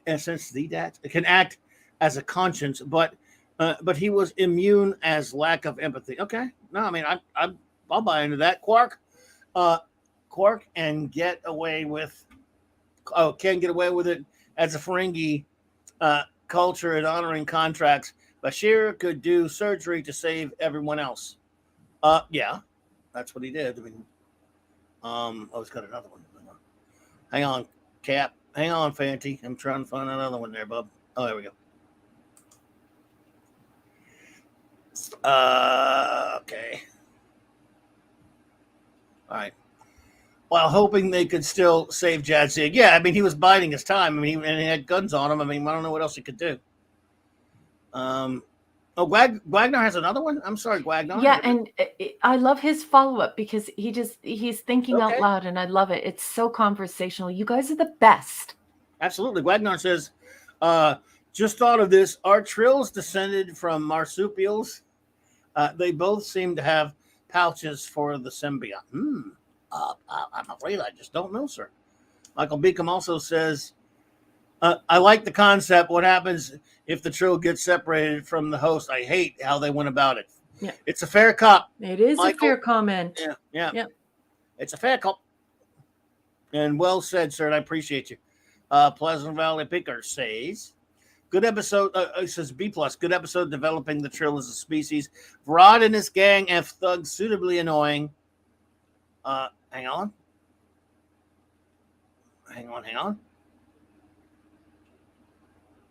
Vrod's fixation on stealing Dax's symbiote is selfish and creepy. But he's all this I had to do it stuff. I mean, Glover's brilliant, but that character is a slimeball. Vrod, a sad, broken character. Yes, sir. Bashir's concern with saving Jadzia is touching and grows his character, making him more likable and well-rounded. He obviously has unconditional affection and cares for her in a true way. Yes, sir. Absolutely. Rod scenes with Cisco are great when he portrays Dax's past lives in a totally believable way. Quark's jumping on the Klingon is a nice comedic touch. His faking of his injuries and whining in pain to aid Bashir in knocking out the Klingon was great fun. Agreed. Well done again, Pleasant Valley, and yes, I'm totally with you there, sir. JT Click says B. How did Varad con this crew to go after Dax? Well, he paid him. I guess he had a lot of money. They were mercenaries. They were mercenaries. Wouldn't Dax force the host to come forward and not live as a fugitive? It's a legit question. So much that doesn't make sense when you start pondering even a little. Yes, I mean, unless Fanty's interpretation of it holds water. I mean, I don't know, but it's a good point. Larry says maximum limericks from Max Redstone. They were maximum. He was great. I thought Max would like to hear Larry's comment. Pleasant Valley, I did miss one. I'm sorry. I got one of these out of order. Sorry about that. I'm blind. And I don't know what happens when on this StreamYard sometimes. I apologize. His number 4 was John Glover is excellent as Varad, giving a varied and nuanced performance. A transformed man after receiving the symbiote. I felt like I missed one, but I'm sorry about that. Didn't catch it, my friend. I'm sorry. Okay. Wolfie says A-. Fantastic acting to play out the story. This episode is an emotional roller coaster. Timing and writing is at its peak here. Cisco's relationship with Dax is dialed up to 10 here. By the way, I would also interject that Avery Brooks is phenomenal as well as John Glover. He is. He's always great, though. Good world building, citing specific examples of the past and leaving you hungry to understand more about the symbiote's relationship to the Trill. Yes. Speaking of hungry, I think everyone in the chat, I think Hungry Boy went to bed. Isn't that good news? He needs the rest, yes. He hasn't slept. He only had 3 hours sleep. Isn't that great? Hungry Boy sleeping. Well, I hope he's getting sleep. Don't wake him up, everybody. So if you will now switch over, I think all we have left as far as at least so far is Jill and ED. So go for it. Well, then let's do it. I'll switch with you there. Let's start with Antiderivative Jill. She's got a 4-parter. She's going to go ahead and give this episode a B+. She says, it's fun to see Tim Russ as a Klingon. It is. He's great at it. Using a storm as an excuse for security vulnerabilities is a stretch. Yeah, well, it's really convenient. But it works out as a way to explore Trill who want symbiotes, but can't have them. Yeah. Which later turns into a big story unto itself. 204. Quark has a fantastic moment of bravery when he tackles a Klingon and then uses some fake whining to give Bashir a chance to knock the other Klingon out with a hypo spray like McCoy. Yeah, that was very McCoy. Varad, Dax, and Cisco reconnecting was a great performance from both. And I enjoyed Cisco absolutely decimating Varad, telling him their friendship is over because he won't help Jadzia. And I love this. Look at the way Jill ties it all together. Don't call me Benjamin. Yep. And now we're going to, and thank you very much for that, Jill. I love your reviews. Thank you for putting so much work into this weird medium where creating conversation that's made so easy orally and so difficult here in this digital limited character thing. How much I appreciate it. I love these conversations. Thank you. I'm going to extend that to the wonderful Enigmatic Drop Bear and everyone else here. Thank you so much, everyone. One and all. Great conversations tonight. ED, Enigmatic Drop Bear, the erudite berry's got a 6-parter. He gives this a B+. He says, this episode is an interesting perspective on the Trill. It indicates that they have a class system, those with or worthy of a symbiont, and those who are not, and they are a secretive society. Glover is exemplary as in his portrayal of Varad. He superbly transitions the host personality from pathetic, selfish, and slightly deranged to slightly arrogant and detached. And those broken doll googly eyes, when his eyelids start fluttering and one is blinking and one isn't, you're like, wow, this is like watching a robot self-detonate, or you know what I mean? Self-destruct. Anyway, 3 of 6. We have to talk about Quark. He is quite the problem. There are no repercussions for his actions, and it undermines the character. Yep. I totally agree. 4 of 6. Previously, he crossed the line from lovable rogue to petty criminal. In this, though, he leaps over the Rubicon to full-blown criminal. Kira says he's through this time, but he actually isn't. I know. That totally peeves me off. I think he should have been punished, at least somewhat. 5 of 6. Unfortunately, the show can't really afford to have him pay for his crimes. Thus, he shouldn't be put into these situations. They need to use different characters or use different setups. Yeah, and this is the fault of the writers, because they could have come up with another way of pulling Quark into this. It's easily remedied. You know what I mean? Like, Yeah. perhaps he was going to be taking on medicine that would save people's lives, and he was going to be charging extra for it or something. And so that was their moral, they could solve their moral problem by saying he had brought medicine on board, and that he was going to profit from it in an absurd way, but that it was good or something. This whole idea of gaining access in this way, it could have been explained away very easily. I think they let him slide. These flimsy excuse it may be, they let him slide because he did help save the day at the end. Exactly. And so that's how they do it instead. In Enigmatic Drop Baron, very television, yeah. Yeah, we're not very satisfied by that. No, Finally, the plasma storm didn't play any role other than a plot device to temporarily evacuate the station and prevent Farad's escape. Exactly. It's very convenient. It's a shame its consequences didn't play a greater role. Enigmatic Drop Baron, baby, you dropped the mic again tonight. Love you. Thank you so much for that. That was terrific. Boss, I'm going back over to the live tab.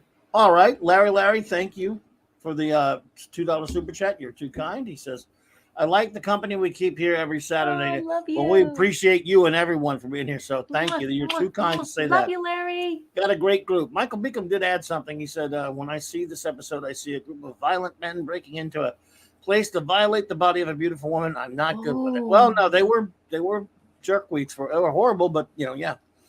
I love Michael hear you, Beacom. buddy. Such I don't like great conversation, you guys. Outstanding conversation tonight. Yep, and I think we are done. We are done. And can I just say off the hop that I know some of you are somewhat entertained or look forward to my silly voices as I bid you good evening. But tonight I'm not going to participate in that, because I'm going to let the boss burn through it so that I can get up in the morning to finish my pool tournament. I have a very long day ahead of me tomorrow, but I want you to know that I love you all. I love calling out all of your wonderful names. I love giving you nicknames. In psychology, they say they do that because you love somebody and they're your friends. So I want you to know that I have all those nicknames for you because you all matter to me. You're great friends. Yes, indeed. But Mikkel's having a long day, so we're gonna go ahead and do my show notes, then do our goodbyes and get out of here quickly. Give everybody a little earlier time off. So, but. And thank you for that, 70s. I appreciate you, man. Thank you for the nice words. Thank you all for being here so much. I appreciate you for that. And Max Redstone has something to say, but you don't have to say it, Raquel. No. I'll say it. I can't do it. So, but nice try, Max. But let's see here. Okay. Tomorrow, Sunday, August 28th. 4 p.m. Central Standard Time. Clobbering Times has a celebration. This, of course, as you all know, is Jack Kirby Month, the King of Comics. Tomorrow is Jack's birthday. Jakob Kurtzberg, 1917. And we'll be celebrating the birthday of the greatest creative force in all of the 20th century in comics. The King of Comics. And join me will be the wonderful Purple Valkyrie. So that's 4 p.m. Central Standard Time, a special Clobbering Times show as Jack Kirby Month. And then, since it's still Jack Kirby Month, Monday night, Mark C. Comics Talk will be, I'll calling that one Saturday Morning Kirby, even though it's Monday night, because we're going to talk a little bit about some of the Kirby cartoons that didn't happen that we wish would have happened, but one that did, Thundar, and the ones that didn't, that he created when he was hired by Ruby Spears. So that's a Kirby topic. And then Wednesday night we'll have something definitely to do with Kirby. I believe maybe the Comic Book Roundtable one, Loki's might even be back then. So anyway, let us go along now with our goodbyes. Michael Beacom says, with a $2 super chat. Thank you, Michael Beacom. You're too kind. And I hope you and Cassandra are having a wonderful weekend. Says, good night, Claudia and Raquel. Be seeing you. Be seeing you indeed. Be seeing you. Also, Be seeing Michael, Rover. Rover is in the emojis now. Rover's in the emojis? Oh, yeah, what? Rover's in the emojis, and so is an animated Clobby. An animated Clobby emoji. Oh, okay. I'm looking at him now. Everybody, Oh, just my. go ahead and everyone. Can you show the Really? cat thing? An animated Clobby? Is that me? Yeah, no, like a Clobby. No. I mean, yeah. There it is. Thanks, You Shooter. mean like the thing, or do you mean my stupid Love you, face? Shooter. Thank you. Shooter's got it up. Oh, let's see. You can't see it in StreamYard, so. I know. Which one is the one the thing's head or the my stupid face? No, it's the thing, but it's animated. Oh, okay. Wow. Oh my goodness, enigmatic dropper. Thank you. Yeah, that's why I'm gonna try to get to bed. It's gonna be a long day, and I have to concentrate. Yeah, we're gonna get and moving. play well. Okay. Oh, look, everyone's helping. Thank you, JT Kirk, Shooter, everyone. Thank you. Love you guys. Michael Beacom. Thank you, everyone. Michael, I knew you'd love Rover. I love it. And that's not just a round dot. Just right. So you know, that's actual Rover. I just put it through some software to get it all cleaned up. So that is Rover. What's the black square? That must be the GIF. Yes, it works. Okay. All right. All right. Well, my chat's too backed up, but I'll go watch it later. Anyway. Okay. Well, let me go for. I will do it really quickly here because I want to get Raquel out of here. In fact, if you wanted to run now, I mean, I can do this. But if you want to stay, no, I'll stay. Boss. Sure. I know you're tired. All right. Here we go. Okay. Again, thanks, of course, to our crew. The great Lord Thought did pop in at the beginning, so shout in case you're listening to this later, buddy. I'll hail and Avon lives, long live the Legion. Of course, our communications officer, anti-derivative Jill. Thank you, Jill. By the way, here's the episodes for next week. And Jill, you can still put them in there. I just do this. I want to make sure we got the right ones. And if these are not the correct ones, Jill, as communications officer, please let me know. Anyway, okay. While you're pondering that, Jill, I will say also the great Mark D with a C, who was out on a away mission, but we thank him for being here. Now I'll shout out everyone, whether they were here or not. We'll go quickly. Larry, thank you. Shooter, thank you so much. Phantom Outsider, thank you. Brian Hepburn, thank you so much, and thank you for joining. Appreciate you so much. J-Man was here. Appreciate you. Pleasant Valley Picker, thanks for being here, BC. Eric K. the Great, Master of Wrenching, thank you, buddy. Thank you for being here, bro. And thank you to the great Chris Berger, who had to run as well. I think he had to run. Did he run? I'm not sure if he's still here or not. I thought maybe I was thinking of someone else. Sorry, Chris, if you're still here. Anyway, the great Scuba Pete, Michael Beacom, and hello to you, and hello to Cassandra out there. Sorry. Enigmatic Drop Bear, thanks so much as always, my friend. Appreciate you. Raymond and Sandra Feliciano, who both had to leave. Keep King Dolphin TV. J.T. Kirk. Appreciate you, Eric. Thank you, buddy, for all you do, man. Dadman and the Dadman clan stopped by. Quagnar, thank you. The Catman, a.k.a. D.D. Myers. Apollome's Minion and the Pepperoni. D. Bud Martin, brother. Hungry boy. Appreciate you, Hungry. I hope he's getting some sleep. Classic Comics, thank you for being here tonight. Masters, Maniac Mexico, MMM, thank you. Tyrell 782, my friend. Thank you. Papa Delta Yankee joined as well. Papa Delta Yankee, thank you. Thank you so much. Appreciate you. Wolfie, thanks for being here tonight, man. Steve Mitchum, a.k.a. Maddie's daddy, brother. It was great seeing you today, man. And I hope you and Maddie have a safe trip back. They're not an Axamanda Bear. Thank you for being here, Scotty. R37. Scotty, have a good one. Snail Messiah, my friend. Thank you for popping in. Always good to see you. Diesel, thank you for being here tonight. Mark Lurseth, thank you so much. James Caserta, thanks for being here, James. And it's good to see you. And I hope you're doing well. Appreciate it. Thanks for all your participation. I really appreciate it. Keely Chow, roll that tide, Keely Chow. The lovely Sherry was here, beautiful, lovely girl. I hope you're doing well, lovely. That's 70s rock fan, 70s buddy, Cam Loops. I hope you're doing great, man. And Dalek 451. Thank you so much. The list matches mine. I'm sure it will be fun as long as you. I didn't get that from the companion, but thank you, Jill. Good to know. So there are everyone. There are episodes for next week. The Cardassians, Melora, Rules of Acquisition, and Necessary Evil. Captain James T. Skywalker. Thank you. The great big shout out to the great Max Redstone thanks for all those limericks, buddy. Appreciate you. Wendy and Jimmy. Thank you so much, Wendy, for being here. I hope you all have a wonderful rest of your night. Minimus Primeness is here. Or was here. Thank you, Minimas. What are you doing awake? Cardinal Sin. Thank you so much, Cardi. Appreciate you. Thank you for those donations, and I'm glad you popped in, brother. The great JT Kirk. Thanks for being here, buddy.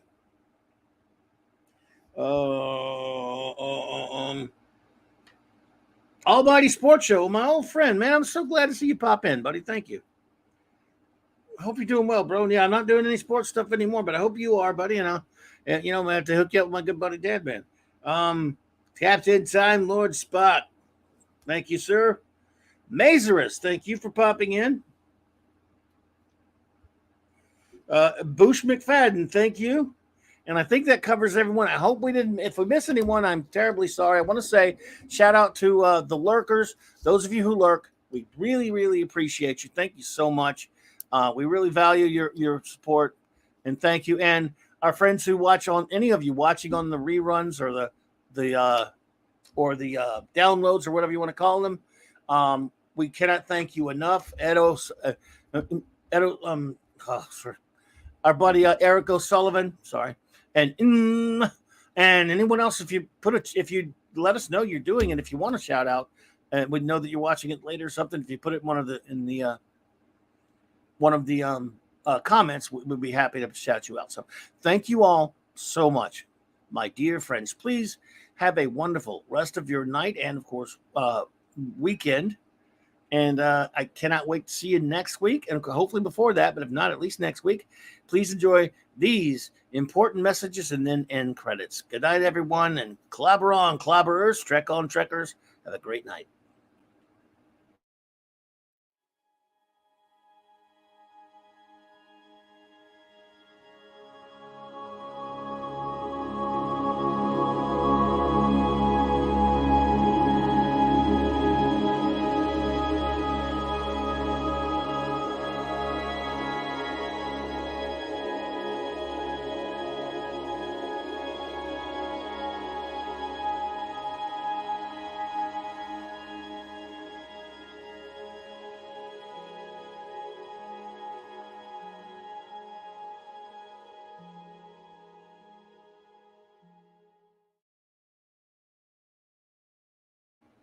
Oops, I hit that thing too fast.